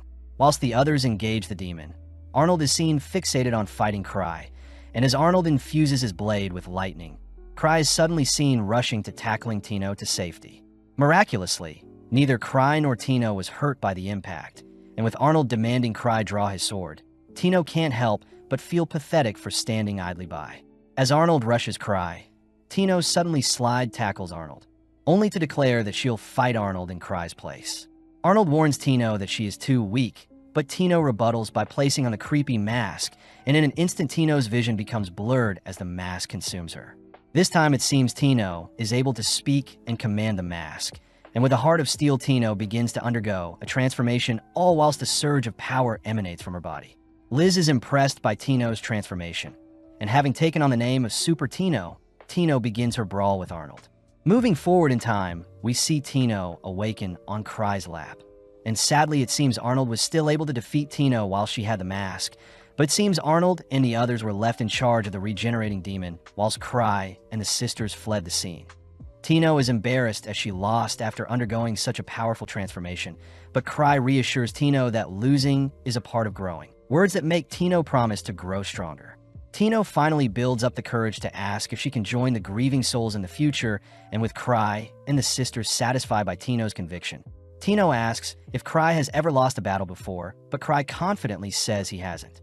Back with Chloe and the others, they've managed to finish off the demon, but Chloe can't help but be amazed by Cry's trials as they are pushing Arnold and the others to become stronger. A is annoyed they've lost sight of Cry, but Chloe declares she knows where they may find them, cutting to a few hours later where Arnold and the gang are standing before Night Palace. Chloe says Night Palace is a level 8 vault the Grieving Souls has been trying to tackle, and with Arnold dead set on teaching Cry a lesson, the gang choose to enter the vault, but it's revealed that Cry and his party had actually changed routes and headed towards a hot spring instead. In the town of Souls, we follow Tino admiring Citri's figure, and with everyone focused on washing away their sorrows in the hot spring, we switch to Cry rejoicing. Cry can't help but admire the hot spring, whilst his hounding chain roams freely, and there seems to be a lack of customers at the hot spring due to a bandit gang terrorizing the nearby Gladys territory. At that moment, Cry hears someone humming nearby, and upon heading outside, Cry notices a creature bathing in the hot spring. Cry remembers Liz asking if he would hunt down a hot spring dragon with him, but having refused the offer prior, Cry now reasons that the being before him is simply someone's pet. Staying calm and marching towards the same bath, Cry nonchalantly enters the waters whilst the creature glares at him, but suddenly the dragon attacks Cry. Cutting over to Tino, she is seen washing her hair when Citri offers to scrub her down, but before Citri can do anything weird, the girls suddenly detect a dragon nearby, and it seems Cry had survived the attack thanks to his safety rings. As Cry tries calming the dragon down, he suddenly notices Tino and Citri appear, and seeing as this is a perfect test, Citri orders Tino to slay the dragon. Instantly, the dragon unleashes a water beam that disperses the girls, and although Tino is a little embarrassed, she chooses to steal her resolve as she rushes the creature. But suddenly her towel wrapped around her gets undone. Within a few minutes, the girls manage to knock out the dragon, but Liz can't help but tease Tino for having such a hard time against a baby dragon. But since Tino did knock down a hot spring dragon, it would technically mean Tino has the title of Dragon Slayer now. Whilst the gang discuss if they should butcher and eat the dragon can't help but sweat profusely, and as an act of desperation it clings to Cry, all whilst Gray spies on the gang. Later that day, whilst Cry plans some sightseeing activities, he bumps into Gray, who seems frightened, and suddenly Gray is seen handing Cry a key. It's revealed that Gray alongside Black and White had managed to steal the key to their collars, and whilst Black and White fled to the Gladys territory, Gray himself stayed behind. Not too concerned, Cry reveals that the men are free to do whatever they want, and as Cry and the girls explore the town that evening, they notice a hole dug in the ground supposedly meant to set up another hot spring. But it seems some bandits have halted the construction, and to make things worse, all the stores are closed. Luckily, there is a store selling dragon and demi-human buns, and interestingly, Citri has been conducting some research into these demi-human beings. Picking up some sweets, Cry munches on a red bean bun, but out of nowhere an injured Arnold appears before them. Before he can say anything, Arnold falls unconscious, and with Cry meeting up with the remainder of Arnold's party, he is shocked to hear they entered the Night Palace. When Arnold and his gang first entered, they were surprised to see so many phantom corpses, but when some high-tier phantoms appeared, Arnold and his gang were no match for them. As a last-ditch effort, Arnold had smashed the ground to create an opening to flee, and whilst the phantoms searched for them, Arnold and the others hid under the corpses of the deceased phantoms, and with Arnold's spear heading things, everyone managed to escape alive. In the present, 8 and Chloe beg Cry to forgive Arnold and stop his 1,000 trials, but funnily enough, Cry has no idea what they're talking about. Changing topics, Chloe hands Cry the request from Earl Gladys, And with Cry mentioning how he won't be accepting the quest, Citri reads that the mission requires Cry to vanquish the Barrel Bandit gang. The Barrel Bandits are a group of around 100 people that have relocated to the north, and before Gilbert can ask why Cry isn't accepting the mission, Liz and Citri mention how the bandits must have fled by now seeing as they heard Cry was nearby. Riding this assumption, Cry reasons he should enjoy his vacation, but at the same time Arnold seems to be in a nightmare, and sadly, a phantom version of Cry seems to be haunting Arnold. Waking up, Arnold hears that Cry had visited recently, but feeling sorry for himself, Arnold leaves his room through a window. Roaming the streets, Arnold feels pathetic and empty for not managing to complete Cry's trials. And needing to calm himself down, Arnold enters a hot spring, but coincidentally, he bumps into Cry. Boiling with rage, Arnold prepares to attack Cry. But having made up his mind, Arnold declares he'll return even stronger. That night, Arnold is seen ordering his party to make preparations to leave tomorrow. But at the same time, Cry passes by the massive hole whilst returning to his room. Out of nowhere, a bright glow can be seen, and with several strands of hair making way for a mysterious creature to appear, it suddenly appears before Cry. Not wanting any trouble, Cry says he is sleepy and tries fleeing the scene, but suddenly the creature wraps Cry in its hair only to disappear back into the hole. The next day, Tino is seen asking the sisters where Cry is, and whilst the sisters play some table tennis, they remind Tino that Cry is the strongest for a reason. At that moment, Liz is seen smacking the ping pong ball as Strange Girl, all whilst Chloe and the others wish Arnold well, as it seems they'll return to challenge Cry once they're stronger. With Arnold turning to leave, a strange man suddenly attacks Arnold. As for the Strange Girl, it seems she was easily able to block the ping pong ball. Recognizing the movements, the girls identify the girl to be a ninja, and with the girl unveiling its true form, she demands to know where Cry is. Refusing to answer, the girls ready themselves as the ninja duplicates itself, and right on cue Killiam and Drink appear as reinforcements. Sadly, once the ninja mentions how they've taken hostages, both Citri and Liz instantly surrender as they know Cry would have done the same thing. Outside, several beings wrapped in bandages have surrounded Arnold and his party, and having laced their attack with a poison, the men successfully knock down Arnold, revealing themselves to be the Barrel Bandits. The surrounding town is suddenly encased by rocky pillars, only for Jeffroy and Carton Barrel to make themselves known. Carton says it was thanks to Black and White's capture that they were able to set up this trap, and with news of Cry being captured, Jeffroy heads to speak with Cry, all whilst Chloe seems to have escaped the bandits' capture. Luckily, it seems the bandits had mistaken Gray for Cry, and all whilst this happens, Cry is unconscious in a hole, all whilst the strange creature watches over him. Back at the bathhouse, we see the Barrel Bandit gang have gathered all the workers along with Cry's party and Arnold's gang, and sadly the sisters can't do anything since they're hostages. The others do stress that Cry and Chloe have gone missing, and seeing as Arnold has been poisoned, Steery can only strike his pressure points to help his body process the poison.